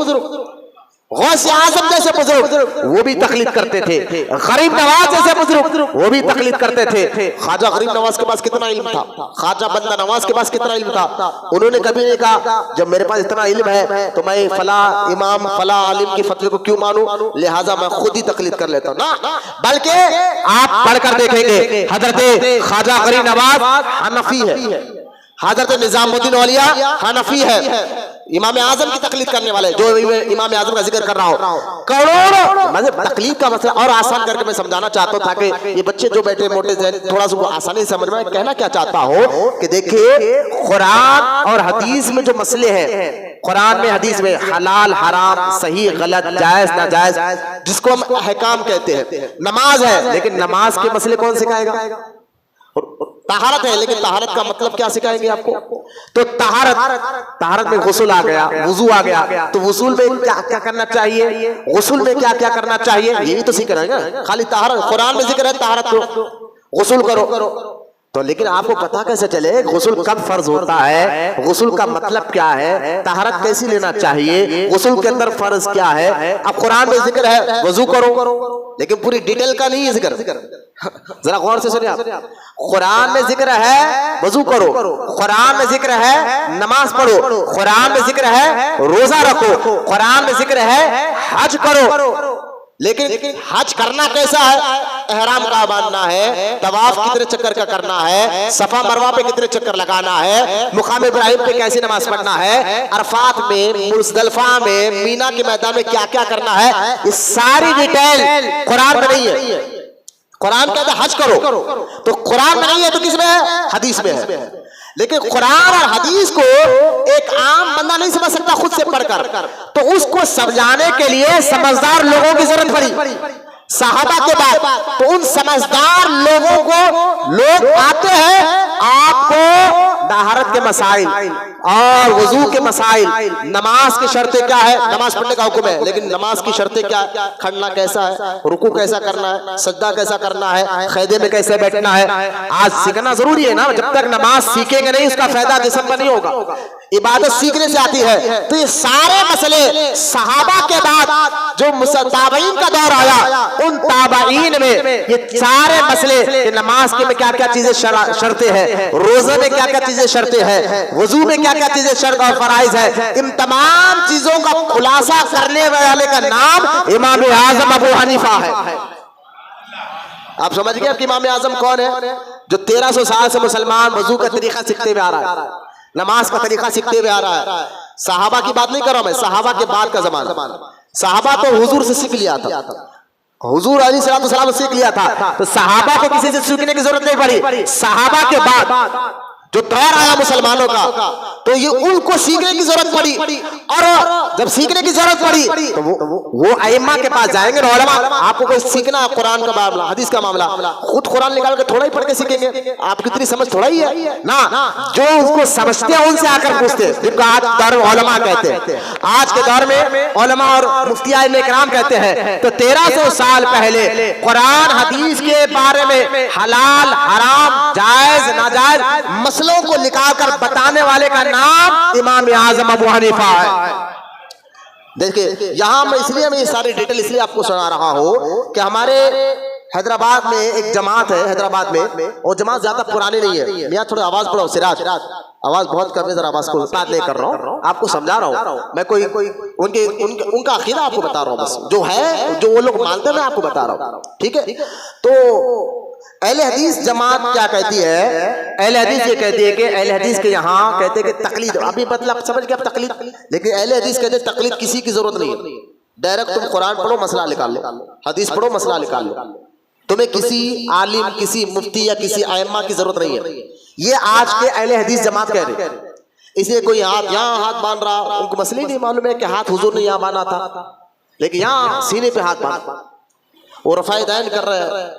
اور کبھی آپ نے دیکھا اہل حدیث آج ہمارے حیدرآباد میں اولڈ سٹی میں کئی مساجد بن گئی ہے، 50 60 10 کا گھر خرید رہے، چھوٹی مسجد بنا دے رہے، ٹھیک ہے؟ رمضان شریف آنے والا ہے، اللہ ہم سلامتی کے ساتھ رمضان عطا فرمائے۔ رمضان شریف میں تو کئی لوگوں کے روزے ان کی وجہ سے ٹوٹ رہے، اہل سنت کے، سنیوں کے روزے ٹوٹ جا رہے۔ کیسا کہ ان کے طریقہ کیا ہے کہ اذان سے تک کھاؤ پیو بولتے ہیں لوگ، فجر کی اذان تک، جبکہ وہ حدیث میں آیا کہ اذان تک کھاؤ، لیکن کون سی اذان تھی وہ ماننے کو تیار نہیں۔ علماء نے کہا کہ وہ اذان جو حضور کے دور میں اذان دی جاتی تھی، اس اذان کو سن کر صحابہ روزہ سحری کرنا روک دیتے تھے، وہ اذان فجر کی اذان نہیں تھی، وہ اذان اس لیے دی جاتی تھی تاکہ مسلمانوں کو پتا چل جائے کہ سحری کا وقت ختم ہو جائے۔ 2 اذانیں ہوتی رمضان شریف میں، سحری کی اذان الگ، اس کے بعد فجر کی اذان الگ۔ تو سحری کا تعلق فجر کا تعلق زمین آسمان کا فرق تھا، لیکن آج اہل حدیث نے اذان تک کھا سکتے، اذان تک کھاؤ پیو جو جائز ہے، یہ اہل حدیث جماعت کا پھر کئی لوگوں کے روزے ٹوٹ جاتے ہیں، پتہ نہیں ہے، لوگوں کو علم نہیں ہے، وقت نہیں ہے آپ کے پاس سیکھنے کا سمجھنے کا، ایمان آپ کا جا رہا ہے۔ ایک تو یہ خرابی ان کی، دوسرا افطار سے پہلے یعنی جو وقت ہوتا ہے ہمارے پاس، اللہ کا شکر ہے ہمارے علماء نے چھوٹے چھوٹے کارڈ بنائے تھے کہ آپ کو پتا ہے کہ سحری کا وقت کب ختم ہو رہا، افطار کا کب وقت ختم ہو رہا، لہٰذا اس چیز کو آپ فالو کریں، سحرن کو بھی فالو مت کریں، آپ رمضان شریف آ رہا ہے ٹائم کو فالو کریں، کیونکہ ٹائم آپ سے آپ دھوکہ نہیں کھائیں گے، ورنہ ان اہل حدیث جو جگہ جگہ حیدرآباد بن رہی ہے، تو یہ لوگ جو ہے کئی قسم کے مساجد میں حرکتیں ایسی کر رہے ہیں کہ معاذ اللہ کے وقت سے پہلے سحرن بجا دیتے، وقت سے پہلے اذان، تو لوگوں کو پتا نہیں ہے۔ آپ دیکھیں 4 بج رہے ہیں، ہمارے یہاں عصر کا ٹائم ابھی جو وقت چل رہا ہے وہ 4 بج کے 40 منٹ سے اثر کا ٹائم شروع ہو رہا، 4:40 سے، لیکن اہل حدیث والے کبھی 2:15 کو اثر کی اذان دے آتے ہیں.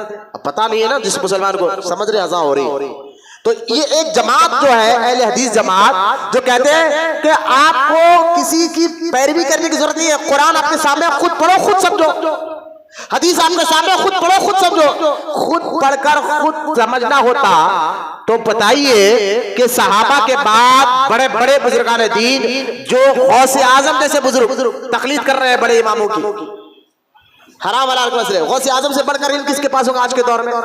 خواجہ غریب نواز سے بڑھ کر کس کے پاس آج کے دور میں علم ہے؟ ایسا اتنا بڑا عالم غریب نواز سے بڑا نہیں ہے. تو میں نے کہا وہ لوگ تقلید کر رہے ہیں. تو آج اہل حدیث کہتا نہیں بھی تقلید مت کرو کسی کی، بس خود جو ہے مان لو. تو کئی نوجوان بچے کالج یونیورسٹی میں پڑھنے والے بچے ان کی باتوں میں آ گئے اور یہاں ہاتھ باندھنا شروع کر دیے، رفع دین کرنا شروع کر دیے، اور خاص طور پر کہتے ہیں بھائی سعودی میں ایسے ہی ہوتا ہے. تو آپ کو میں بتانا چاہ رہا ہوں اہل حدیث ایک جماعت ہے جو یہ کہتی ہے کہ تقلید نہیں کرنا ہے. میں آپ کو بتاتا ہوں تقلید کرنا یعنی قرآن حدیث خود سے نہیں بلکہ کچھ ایسے بندے اللہ پیدا کیے ہیں ان کے ذریعے سے سمجھنا پڑتا ہے، ان کے ذریعے سے قرآن حدیث کو سمجھنا پڑتا ہے. اس کی کئی مثالیں دنیا میں بھی ہے. مجھے بتائیے اگر بندہ اگر خود سے کوئی کتاب پڑھ کر خود سے سمجھ جائے تو پھر اب میں کہتا ہوں جو بچے کالج میں پڑھ رہے ہیں، کوئی ایجوکیٹ بننا چاہتا ہے، کوئی انجینئر بننا چاہتا ہے، کوئی ڈاکٹر بننا چاہتا ہے، تو تھوڑا اپنی عقل سے ان کو سوال کرو کہ اگر آپ کہہ رہے ہیں کہ قرآن خود پڑھو، حدیث خود پڑھو، خود سمجھو، تو پھر آپ کو کالج میں جانے کی ضرورت کیا ہے بابا؟ کیونکہ کئی کتابیں آپ کو مارکیٹ میں مل جائیں گے، جو ڈاکٹر کی کتابیں ہیں آپ کو جو ہے انجینئر کی کتابیں مل جائیں گے، ڈاکٹر کی کتابیں مل جائیں گے، قانون کی کتابیں آپ کو مل جائیں گے. تو کوئی بندہ بغیر کالج گئے خود اپنے پڑھ کر وکیل بن سکتا ہے، انجینئر، ڈاکٹر؟ میں بھائی سیٹ لینا پڑتا ہے، MBBS کے کالج میں جانا پڑتا ہے ڈاکٹر بننا ہے. تو میں نے کہا دنیاوی کتاب سمجھنے کے لیے ٹیچر کا ہونا ضروری ہے. دنیاوی کتابیں سمجھنے کے لیے ڈاکٹر بننا ہے ٹیچر کے پاس بیٹھو، انجینئر بننا ہے ٹیچر کے پاس بیٹھو، آپ کو وکیل بننا ہے ٹیچر کے پاس بیٹھو. میں نے کہا دنیاوی پڑھائی کے لیے تم 10 سال 15 سال کالج میں پڑھتے ہو، تب جا کر ڈاکٹر بنتے ہو، تب جا کر ٹیچر بنتے ہو. میں نے کہا دنیاوی کتابیں سمجھنے کے لیے ٹیچر کی ضرورت ہے تو اللہ کا کلام سمجھنے کے لیے کسی عالم کی ضرورت نہیں پڑے گی، کسی استاد کی ضرورت نہیں پڑے گی. کیوں؟ کیا معاذ اللہ اللہ کا کلام اتنا آسان ہو گیا؟ یقیناً آسان ہے، لیکن کیا اتنا بھی آسان ہو گیا کہ آپ خود پڑھو خود سمجھو؟ جبکہ صحابہ اکرام بھی قرآن میں کوئی آیت اترتی تھی تو خود پڑھ کر خود نہیں سمجھتے تھے، پڑھتے خود تھے، سمجھتے حضور سے تھے. دیکھیں آپ قرآن میں جب یہ آیت اتری سورہ بقرہ میں، وہ بچہ کافی بے چین ہو رہا ہے، اس کو باہر ہی بیٹھو بولو نہ تو کر دو. میری طرف میں کچھ سمجھانے کے وقت قریب آ گیا ہے لوگوں کو، میں چل بیٹھے لیکن میں آپ کو سمجھا رہا ہوں. تقلید امام اعظم کون ہے؟ 1300 سال سے ہم سنی ہیں، یہ تو معلوم ہے، ہم سلسلے میں کبھی قادری چشتی یہ تو معلوم ہے، لیکن ہم سنی قادری ہو گے چشتی جو بھی سلسلے ہوں گے، لیکن ساتھ ہی ساتھ حنفی بھی ہے. ہم وضو کے مسائل، طہارت کے مسائل جو آج ہم سکھا رہے ہیں، یہ سکھایا کون؟ 1300 سال پہلے امام اعظم نے سکھایا. اور ہر دور میں آج سے دیکھیں آپ مغلیہ سلطنت کو لے لیں، کتنی بڑی مغلیہ سلطنت تھی.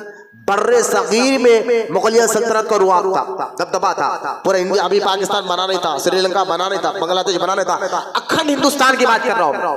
اورنگزیب رحمت اللہ تعالی علیہ جب حکومت کر رہے ہیں، جو فتویٰ دیتے تھے اورنگزیب، وہ کس کے فتوے کے تحت دیتے تھے؟ فتوی عالمگیری جو بنا گیا ہے وہ امام اعظم ابو حنیفہ کے فتوے کے تحت دیتے تھے. لیکن آج اہل حدیث کہتے ہیں کسی کی ضرورت نہیں ہے. میں نے کہا دیکھو ایک صحابی، جب قرآن میں آیت اتری، اللہ نے قرآن میں فرمایا جب کالا تاغا سفید ہو جائے تب تک سحری کرو. کالا تاغا کیا ہو جائے؟ سفید ہو جائے، جب تک سحری کرو، یعنی جب تک کھاتے رہو. جب یہ قرآن میں آیت اتری، ایک صحابی گئے، رمضان شریف کا مہینہ ہے، ایک کالا تاغا سامنے رکھا، بازو سفید تاغا رکھا، اور دونوں کو دیکھتے رہے کہ جب کالا تاغا خود بخود سفید ہو جائے گا جب تک کھاتے رہوں گا. اب پوری رات ختم ہو گئی، کالا تاغا کالا ہی رہا، سفید سفید ہی رہا. وہ حضور کے پاس آئے، کہا یا رسول اللہ، اللہ قرآن میں کہتا ہے کالا تاغا جب تک سفید نہ ہو جائے تب تک کھاتے رہو. ساری رات میں کالے تاغے کو دیکھتا رہا، وہ سفید ہوا ہی نہیں. تو سرکار مسکرائے، حدیث میں آتا ہے سرکار اتنا مسکرائے کہ آپ کے داڑھ شریف نظر آ گیا. سرکار بہت کم مسکراتے تھے لیکن حضور اتنا مسکرائے اور فرمایا میرے صحابی یہ بتا اس آیت کا مطلب تو نے کیا سمجھا؟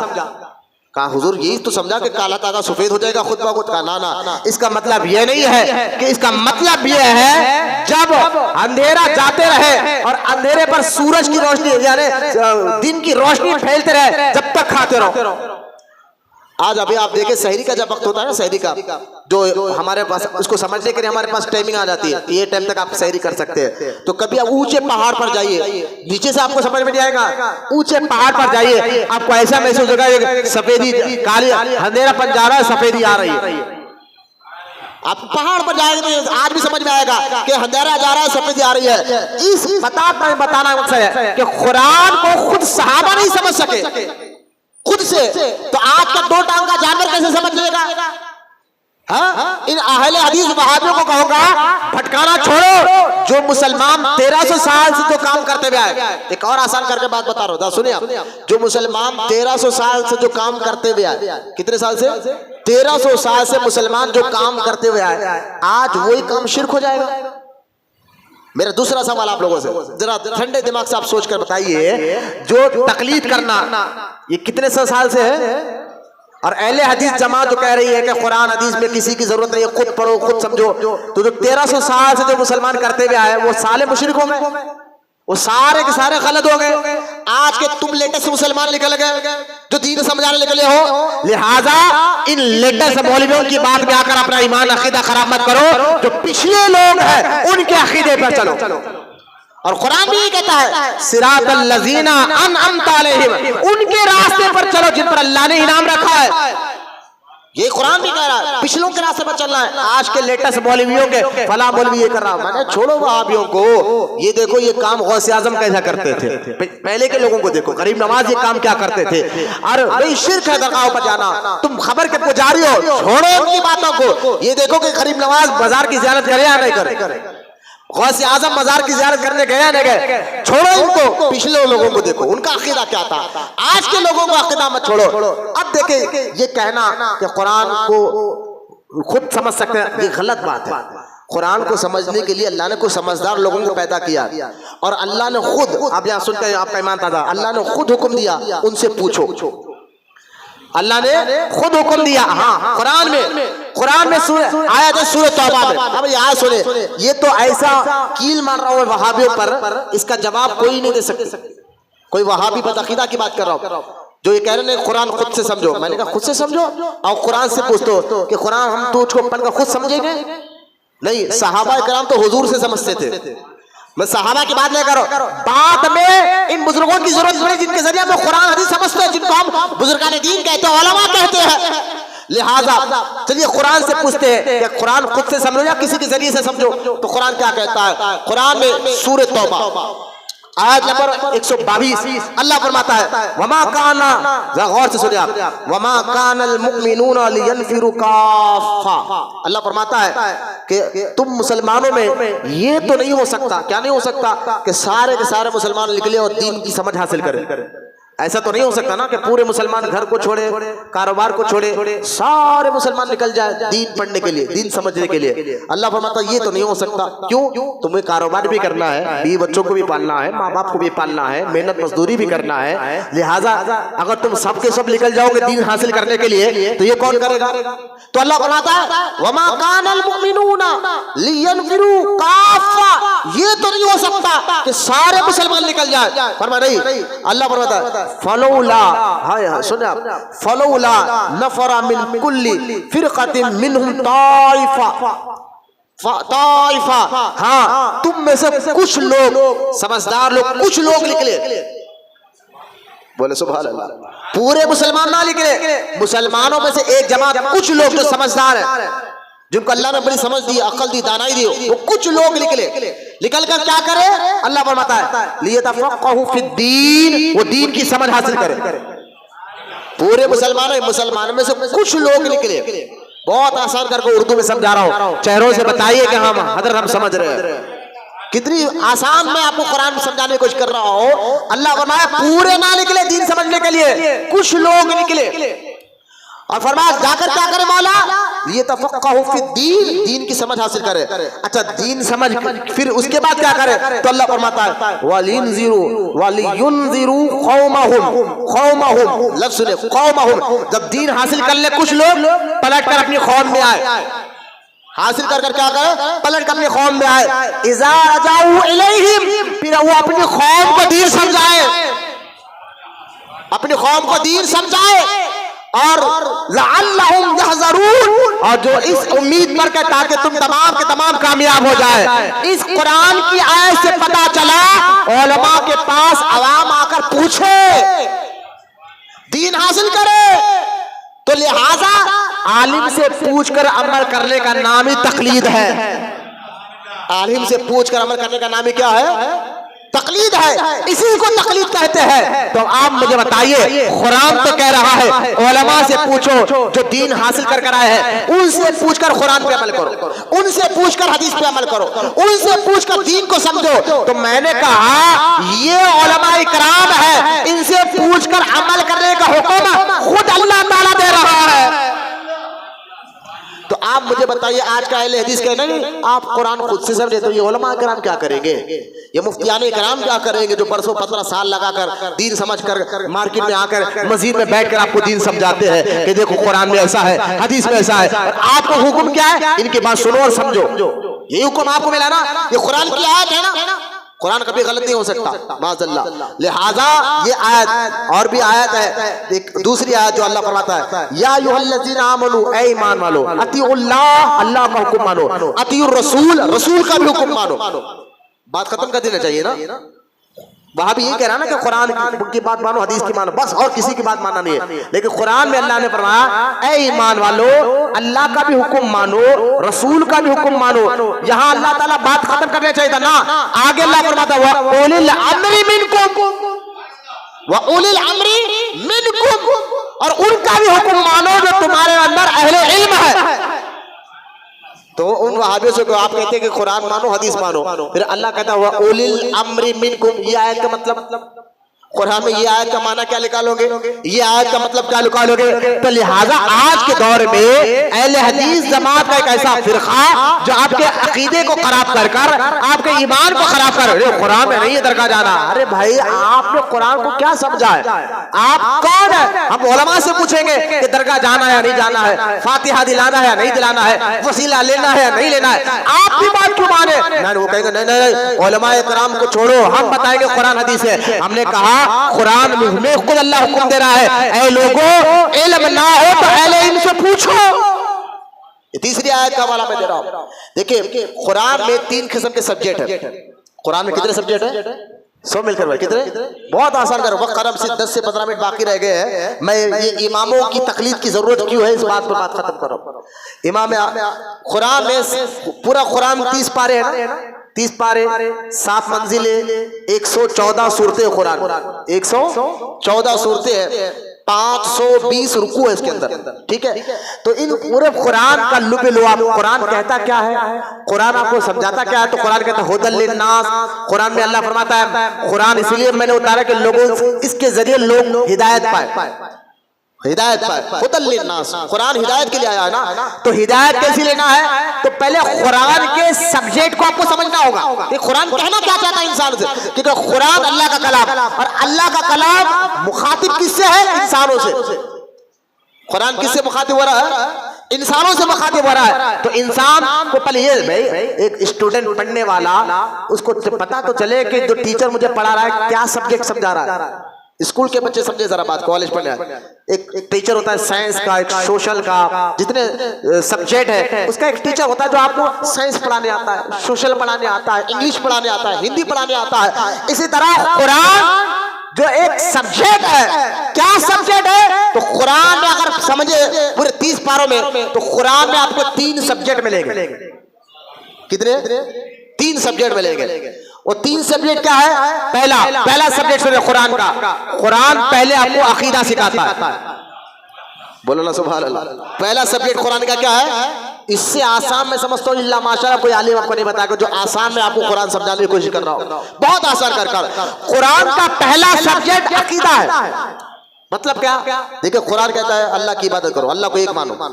ہمارا عقیدہ اللہ ایک ہی ہے، ان کے ایسا نہیں ہے جو ہزاروں بھگوانوں کو مانے، ایک رب کو ماننا، اور وہ لم یلد ولم یولد ہے۔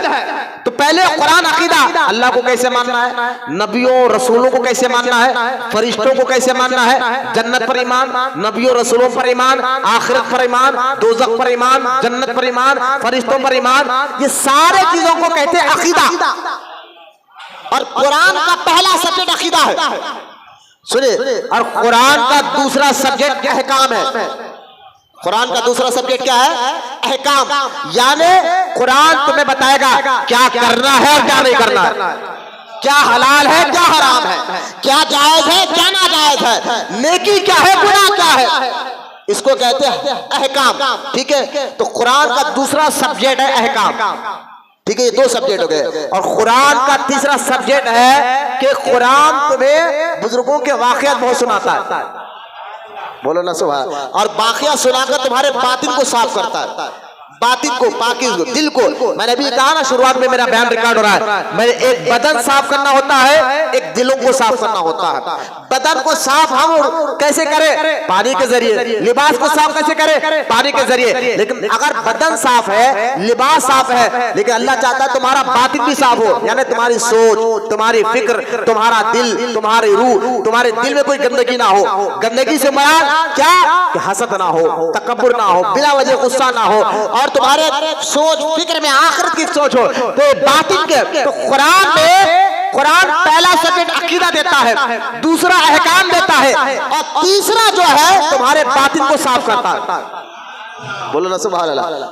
اب پورا قرآن پڑھیے، پورا قرآن سمجھیں گے تو تین چیزوں کا ہی سبق ملے گا آپ کو، قرآن، عقیدہ، احکام، اور باطن کو کیسے صاف کرنا، روح کو، دل کو، تمہارے اندر سوچ کیسی ہونا چاہیے، فکر کیسی ہونا چاہیے، دل کیسا صاف ہونا چاہیے، دل میں کیا چیز اللہ کو پسند نہیں ہے، تکبر پسند نہیں ہے تو تکبر نکالو، اللہ کو کیا پسند نہیں ہے، دل میں حسد پسند نہیں ہے، حسد نکالو، دل میں اللہ کو کیا پسند نہیں ہے، چغلی، غیبت، اللہ کو پسند نہیں ہے، نکالو اس کو۔ تو ظاہر کو صاف کرنا اور ہے، باطن کو صاف کرنا اور ہے۔ تو یہ قرآن تین سبجیکٹ دیتا ہے، ایک عقیدہ، دوسرا احکام، اور تیسرا جو ہے باطن کو صاف کرنا، بولو نا سبحان اللہ۔ اب جب یہ قرآن آگے بڑھا، اب قیامت تک بڑھتا رہے گا یہ احکام قرآن کے، ایسا نہیں کہ صحابہ کے دور میں، صحابہ کے ذریعے بعد والے مسلمانوں میں یہ قرآن آگے بڑھا، اور یہ تین سبجیکٹ بھی آگے بڑھ رہے۔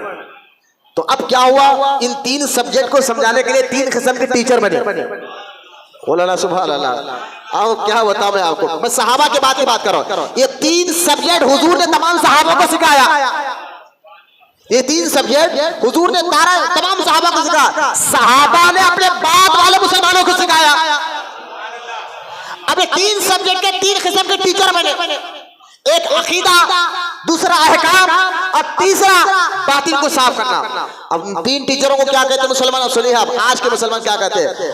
عقیدہ جو ہے، قرآن جو عقیدہ سکھاتا ہے، تو 1300 سال سے مسلمان اس عقیدے کا نام، اللہ پر ایمان کیسے لانا ہے، رسول پر ایمان کیسے لانا ہے، نبی کیسے ہوتا ہے، ان میں اندر کیا کیا کوالٹیز ہوتی ہے نبیوں کے اندر، فرشتے کیسے ہوتے ہیں، فرشتوں کی کیا کیا کوالٹیز ہے، جنت کیا ہے، دوزخ، یہ سارے عقیدے کی باتیں ہیں، قیامت، حساب کتاب، یہ سارے عقیدے کی باتیں ہیں۔ تو اس کو سمجھانے کے لیے صحابہ کے بعد، صحابہ کی بات نہیں کر رہا میں، صحابہ کے بعد مسلمانوں کو ضرورت پڑی، تو تین قسم کے ٹیچر بنے۔ ایک ٹیچر کا نام علم کلام کے امام، عقیدے کے امام ٹیچر کا کیا کہتے ہیں؟ علم کلام، کیا کہتے ہیں؟ علم کلام، یعنی وہ جو عقیدہ سکھاتے ہیں۔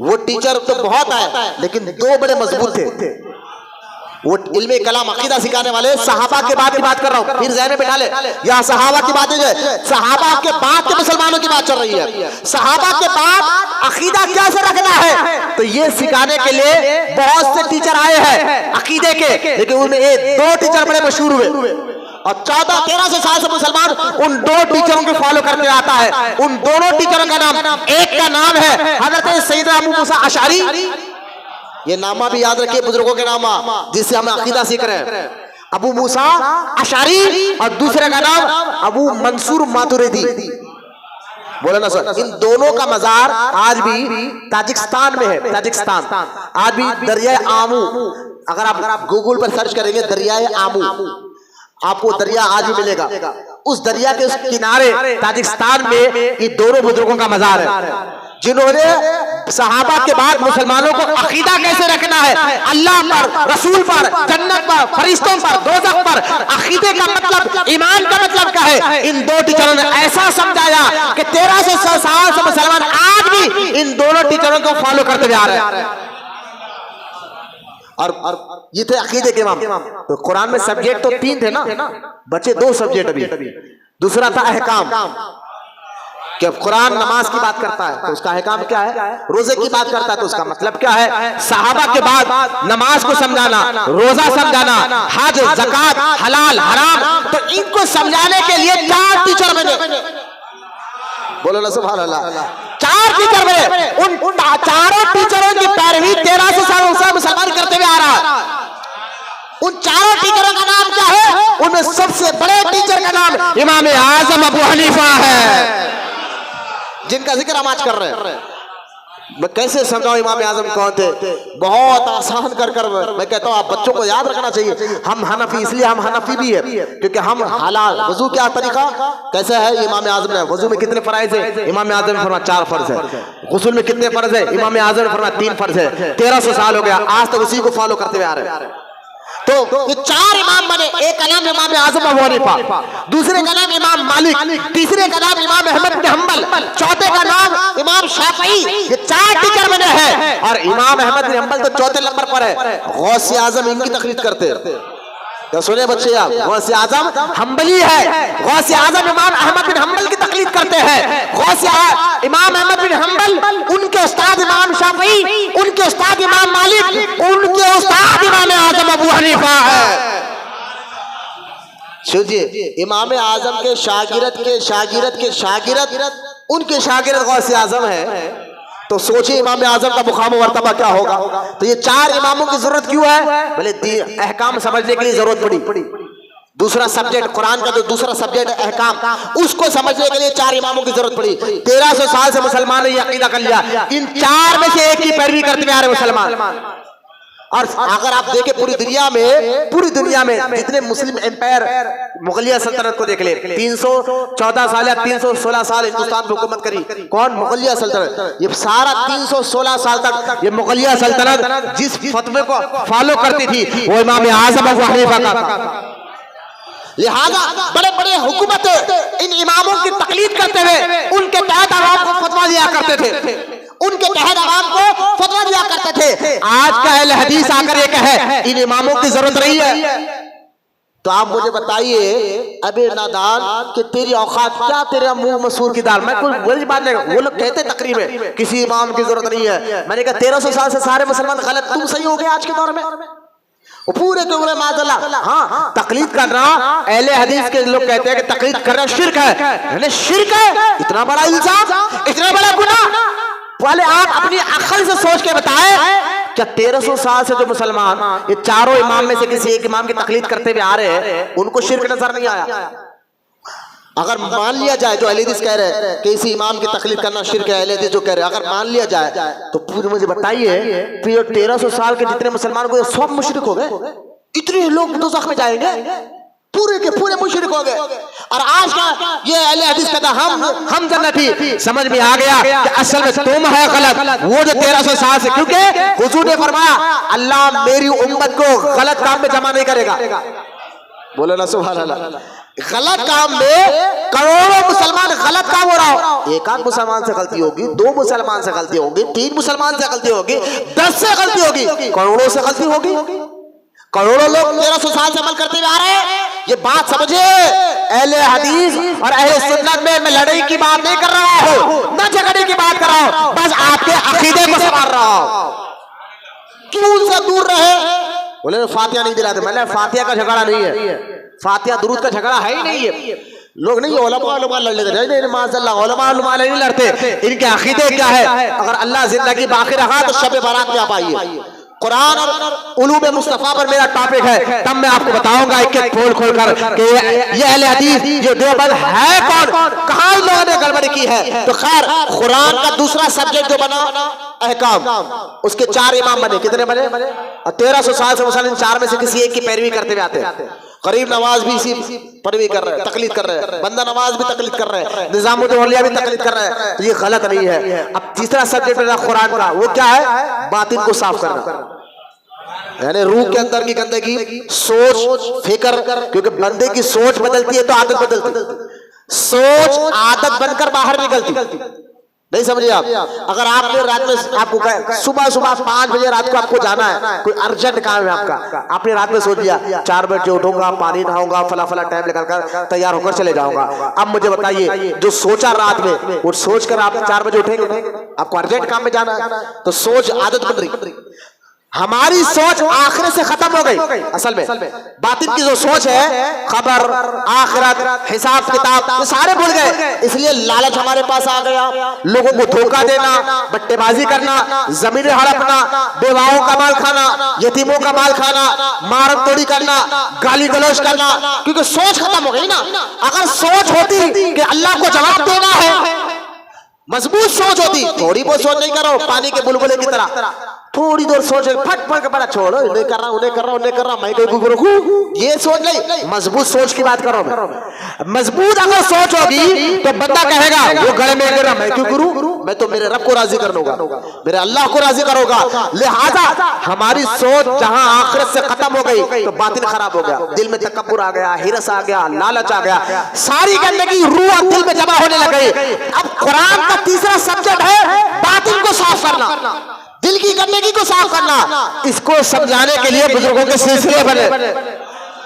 بولا تیسرے قسم کا ٹیچر کیا ہے؟ یہ قادری سلسلہ، یہ چشتی سلسلہ، یہ سہروردی سلسلہ، یہ نقش بندی سلسلہ. یہ سلسلے کیا ہے؟ یہ تمہارے باطن کو صاف کرتے ہیں، تمہارے روح کو صاف کرتے ہیں. میں سچے پیروں کی بات کر رہا ہوں. 2 نمبر پیر کے جو گانجا پیے، جو نمازیں چھوڑے، جو داڑیاں کاٹے، جو حضور کی سنت کے خلاف کام کرے، یا صرف قوالی کرے، یا صرف کھانا کھلائے. نانا، اصل سلسلے بنے اس لیے تھے، بزرگان دین سلسلہ بنایا اس لیے تھا تاکہ بندے کے باطن کو صاف کرے. جو قرآن کا تیسرا سبجیکٹ ہے، قرآن کا تیسرا سبجیکٹ ہے. کیوں کہ قرآن قیامت تک رہنے والا ہے، تو یہ تینوں سبجیکٹ بھی قیامت تک رہیں گے، اور یہ تینوں چیز بھی قیامت تک رہیں گے. کوئی ماں کا لال پیدا نہیں ہوا کہ جو ہے ائمہ کی تقلید کو انکار کرے. کوئی ماں کا لال پیدا نہیں ہوا جو سلسلوں کا انکار کرے. ارے یہ ائمہ کی تقلید، یہ سلسلے، یہ تو قرآن کے سبجیکٹ ہے. جب قرآن ختم نہیں ہو سکتا قیامت تک تو ان کے سبجیکٹ کیسے ختم ہو گئے؟ بولے محمد سبحان اللہ. یہ ہے امام اعظم ابو حنیفہ. سبجیکٹ امام اعظم ابو حنیفہ 80 ہجری میں پیدا ہوئے، 150 ہجری میں شہید ہوئے. بغداد میں ان کا مزار شریف ہے، اور ایسے ایسے مسئلوں کا حل قرآن حدیث انہوں نے دیا. آپ دیکھیں، ایک میں آخری بات سنا کر بات ختم کر رہا ہوں تاکہ آپ کو بات سمجھ میں آ جائے کہ ایک آدمی محدثین کے پاس گیا، اس کو ایک سوال کرنا تھا. محدثین سمجھتے ہیں؟ محدث اس کو کہتے ہیں جو 1 لاکھ حدیثوں کا حافظ ہو. کتنے لاکھ حدیثوں کا؟ 1 لاکھ حدیثوں کا حافظ ہو. جیسا کہ قرآن کو بغیر دیکھ کے پڑھنے والے کو ہم کیا کہتے ہیں؟ حافظ قرآن. اسی طرح محدث اس کو کہتے ہیں جو 1 لاکھ حدیثیں سند کے ساتھ. ابھی ٹائم نہیں ہے میں آپ کو سند بتاتا، چین بتاتا، راوی بناتا سارے. تو سند کے ساتھ، راویوں کے نام کے ساتھ جو 1 لاکھ حدیثیں یاد رکھے ان کو محدث کہا جاتا ہے. تو ایک مدرسے میں محدثین کی جماعت تھی. ان محدثوں میں کسی کو 5 لاکھ حدیثیں یاد تھی، کسی کو 2 لاکھ حدیثیں یاد تھی، کسی کو 1 لاکھ حدیثیں یاد تھی. وہ دورہ حدیث پڑھ لے، اپنے شاگردوں کو سکھا رہے. ایک کھیت میں کام کرنے والا ایک عام آدمی وہ گیا، کہا محدث صاحب سے، کہنے لگا حضور ایک سوال کرنا ہے. بولے سوال کیا؟ جو بتائیے. اس کھیت میں کام کرنے والے نے سوال کیا. سنیں آپ، پڑھنا اور ہے، سمجھنا اور ہے حدیث کو. یہ میں آپ کو سمجھا رہا تھا. قرآن کی مثال میں نے دے دی آپ کو، سورہ بقرہ کے آیت کے تحت جو روزے کے متعلق ہے میں نے مثال دے دی کہ صحابہ حضور سے قرآن سیکھتے تھے، بعد والے مسلمان علماء سے قرآن سیکھے. حدیث سمجھے؟ حدیث میں اب اس کسان کا سوال کتنا آسان تھا. پھر وہ کسان آ کر کہنے لگا حضرت میرے کھیت میں پانی کی باڑی ہے، جو میں پانی سے نا باڑی ہے، اس میں پانی بہت ہے تو میں اس پانی سے اپنے کھیت کو بھی سیراب کرتا ہوں. بازو والے کھیت میں جو میرا پڑوسی ہے اس کے کھیت میں پانی کی بہت کمی ہے تو میرے کھیت میں پانی بس ہونے کے بعد میں اپنی باڈی سے اس کو بھی ثواب کے لیے سے اس کو بھی جو ہے مدد کرتا ہوں, اپنی باڈی سے پانی اس کو بھی دیتا ہوں تاکہ وہ بھی اپنے کھیت میں پانی ڈالے. تو اس سوال کرنے والے نے سوال کیا, میرا سوال یہ ہے ایسا کرنے سے کیا مجھ کو ثواب ملے گا؟ ثواب ملے گا؟ تو محدثین کہنے گا نا حرام ہے. بولے کیوں حرام ہے, کیا غلط کیا میں نے؟ کہا حدیث میں حضور نے فرمایا, اللہ کے رسول صلی اللہ علیہ وسلم نے فرمایا اپنی باڈی کا پانی دوسرے باڈی میں مت دو, دوسرے کو مت دو. حضور نے منع فرمایا, حدیث بھی ہے اپنی باڈی کا پانی تم دوسروں کے کھیت میں مت ڈالو, اپنی باڈی کا پانی تم دوسروں کے کھیت میں مت ڈالو, یہ حضور نے منع فرمایا. یہ حدیث سے پتا چل رہا ہے اپنی کھیت کی باڈی کا پانی تم دوسری کے کھیت میں نہیں ڈال سکتے, لہذا حرام ہے.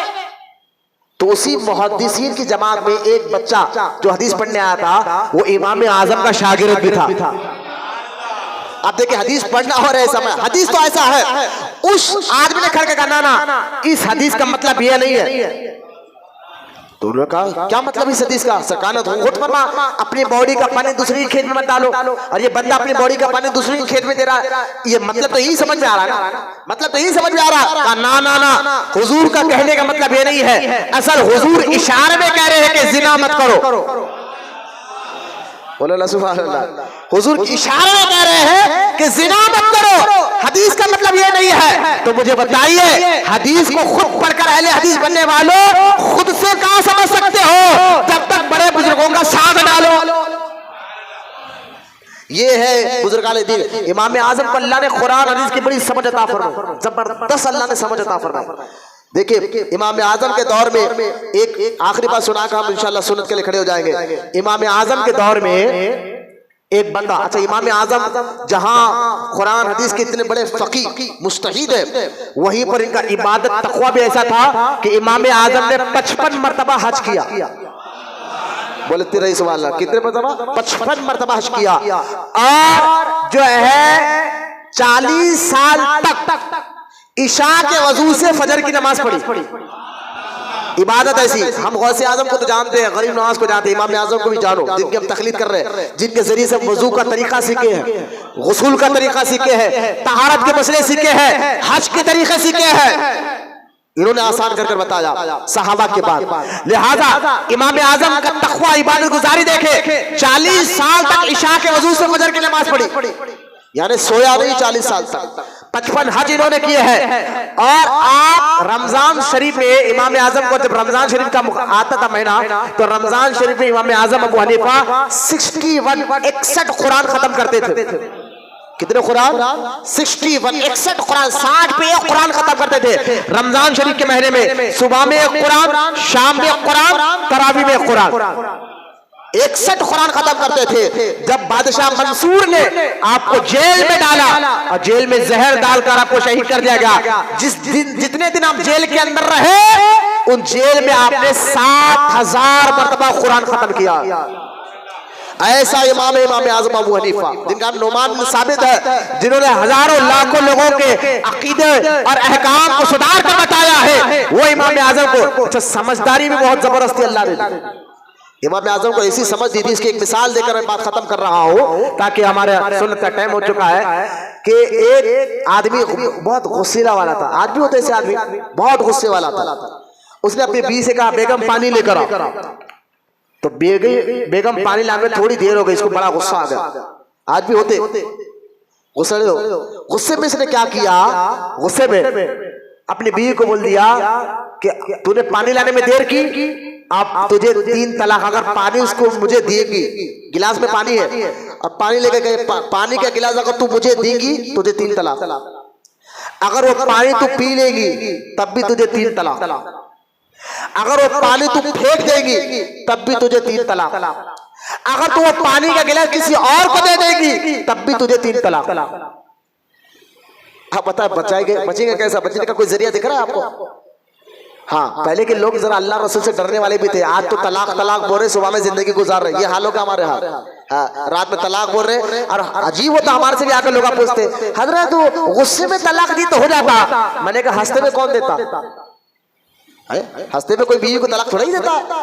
تو کتنی عجیب بات ہے لوگ. لیکن اس دور میں مسلمانوں کو خوف تھا اللہ رسول کا, قیامت کا, حساب کتاب کا ڈر تھا.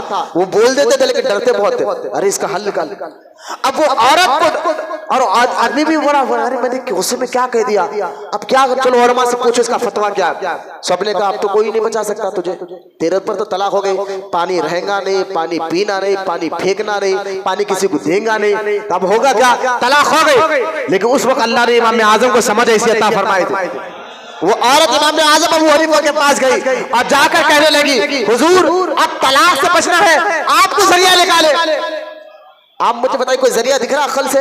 لیکن اللہ, جہاں ہماری سوچ ختم ہوتی ہے نا, اللہ کے نیک بندوں کی سوچ وہاں سے شروع ہوتی ہے. امام اعظم ابو حنیفہ نے فتویٰ دیا کہ گھر جا, ارے کپڑا لے کر اس میں پانی کے گلاس میں ڈبے دے, کپڑا پورا پانی چوس لے گا تو طلاق سے بچ جائے گا. یہ تھا امام اعظم کی قرآن حدیث پہ کہہ رہی. اگر آج کا وہاں بھی ہوتا اس کے سامنے یہ مسئلہ آتا, قرآن سے بتاتا. ایسا جواب نہ قرآن میں ملے گا نہ حدیث میں ملے گا. قرآن حدیث کی نور کی روشنی میں ملے گا. قرآن حدیث میں جو نور ہے اس نور سے اللہ کے نیک بندوں کے دماغ روشن ہو جاتے ہیں, اخلاق روشن ہو جاتے ہیں. اسی طرح ایک بڑے مولانا تھے, انہوں نے اپنی بیوی کو غصے میں بولا تو اگر میرے کو آ کر بولی آٹا ختم ہو گیا تو تجھے 3 طلاق. کسی سے بول بھی جائے گی تب بھی طلاق. اگر اشارے سے بھی بولے گی, لکھ کے بھی بولے گی تو تجھے 3 طلاق. اب وہ عورت پریشان ہو گئی, نہ لکھ کے بولنا ہے, نہ کسی سے بول بھی جانا ہے, نہ جو ہے خود جا کر بول سکتی ہے. آٹا ختم ہو گیا, گھر میں کیسا کھولیں گے؟ وہ گئی امام صاحب کے, حضور آپ بتائیے. اب جواب قرآن حدیث کی روشنی میں دینا ہے. ایسے واقعات آتے تھے اس دور میں, آج بھی عجیب عجیب واقعات آتے ہیں. لہذا ہر جواب کا حل قرآن حدیث میں ہے, لیکن آپ کی سمجھ وہاں تک نہیں جا سکتی. اس کو سمجھنے کے لیے اللہ نے علماء کو پیدا فرمایا ہے, ان کی ضرورت پڑتی ہے آپ کو. لہذا امام اعظم ابو حنیفہ نے فرمایا کام کرو, آپ آٹے کی تھیلی کو ان کے کپڑے کے پیجامے کی رسی سے باندھو. بولو نا سبحان اللہ. جب امام صاحب نے کے کہنے پر ان کی عورت نے ایسا کیا تو خود بھی بڑے مولانا تھے, انہوں نے کہا یار یہ جب تک امام ابو حنیفہ رہے گا نا ہمارے کوئی مسئلے چلنے نہیں دے گا. تو خیر امام اعظم ابو حنیفہ بہت سے مسئلوں کا حل نکالا, آج تک مسلمان عمل کریں, انشاءاللہ قیامت تک عمل کرتے رہیں گے. اگر 1 ارب 7 کروڑ مسلمان ہیں پوری دنیا میں, ابھی جو موجودہ کیلکولیشن کے حساب سے بتا رہا ہوں میں آپ کو, جو مسلمان کی تعداد 1 ارب 7 کروڑ مسلمان ہیں, اس میں سے 65% مسلمان امام اعظم ابو حنیفہ کی تقلید کرتے ہیں. اب بتائیے اتنا بڑا مسلمان تقلید کر رہے ہیں اور شرک کیسے ہو سکتا ہے؟ تو لہٰذا ان اہل حدیثوں کی بات میں مت آئے.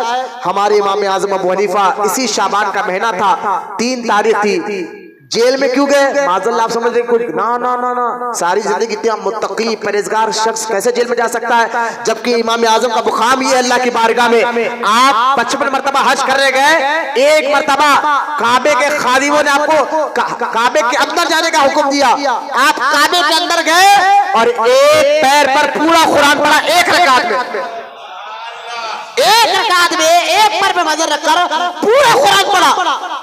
اور جب قرآن پورا پڑھا سجدے میں رہ کر دعا کی, کعبے کے اندر سجدے میں سر رکھ کر دعا کی اللہ. امام اعظم نے جب دعا کی تو غیب سے آواز آئی امام اعظم ابو حنیفہ کو, اے نعمان ہم نے تیری بھی بخشش فرما دی اور قیامت تک جو تیری تقلید کریں گے ہم نے ان کی بھی بخشش فرما دیا. یہ مقام ہے. اور امام اعظم 100 مرتبہ, کتنے مرتبہ؟ 100 مرتبہ خواب میں اللہ کو دیکھا. ہاں خواب میں اللہ کو دیکھ سکتے, جاگتے ہوئے دیکھ رہے ہیں یہ حضور کے لیے جو معراج کی رات گئے حضور. خواب میں بندے کو رب کا دیدار ہو سکتا ہے, 100 مرتبہ خواب میں اپنے اللہ کو دیکھا ہے.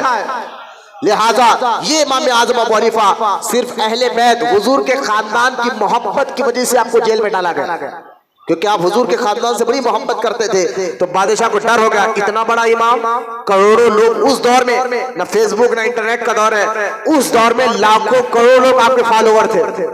تو جب ان کا فتویٰ لاکھوں لوگوں میں جائیں گے تو ہماری حکومت خطر میں آئے گی. ایک بہانے سے آپ کو جیل میں ڈالا گیا اور جیل میں آپ کو زہر دیا گیا اور وہاں آپ شہید ہوئے 3 شعبان کو.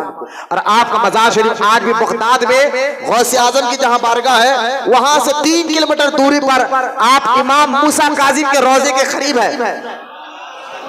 اللہ ہمیں ان کے مزارات کی زیارت کرنے کی توفیق عطا فرمائے. بس اللہ کی بارگاہ میں دعا کہنے سننے سے اللہ ہم سب کو عمل کی توفیق عطا فرمائے. یہ جمعرات کو آنے والے جمعرات کو شب برات ہے. ہاتھ جوڑ کر کہتا ہوں بچوں پر نظر رکھے. اگر مینر بچے تو وہ جگنے بھی مت دیجیے. فجر عشاء کی نماز جماعت سے پڑھا کر سلا دیجیے. فجر میں عشاء کی نماز فجر کی جماعت کے ساتھ پڑھائیے. یہ تو ہر نماز جماعت کے ساتھ اللہ ہمیں پڑھنے کی توفیق عطا فرمائے. لہذا خاص طور بتا رہا ہوں جو عشاء کی نماز جماعت کے ساتھ پڑھے اور فجر کی نماز جماعت کے ساتھ پڑھے تو اللہ اس کو پوری رات عبادت کرنے کا ثواب عطا فرماتا ہے. لہذا ان بچوں پر خاص نظر رکھے اور گاڑیاں اسٹنٹ کرنے نہ دے تو اسپیڈ بھگانے نہ دے. پہلے تو دے ہی نہ گاڑی کم سے بچوں کو جن کی عمر ایج نہیں ہے. اور میں بڑوں کو کہوں گا آپ اپنا وقت ہوٹل میں مت گزاریے. چبوتروں میں کتوں کا جاگنا ہے. جاگنے کی رات نہیں ہے مخدر جگانے والی راتیں ہوتی ہیں. ان راتوں میں بیانات سننے جائیے. چل چل گڑا میں بڑے علماء کرام بڑے بڑے علماء آ رہے ہیں وہاں بیان سنے. ورنہ یہاں مسجد میں آ جائیے. آپ کو انشاءاللہ سحری کے وقت تک بیان چلے گا. اس کے بعد آپ نے سحری کریے عبادت کریے. آپ جو ہے روزہ رکھ لیجئے کیونکہ آپ یہ رات تقدیر جگہ بننے والی رات ہے. تو اپنی تقدیر میں روزے کے ساتھ تقدیر کی کتاب کو بند کریے. اللہ ہم سب کو کہنے سننے سے زیادہ عمل کی توفیق عطا فرمائے. وما علینا الا البلاغ والحمد للہ رب العالمین.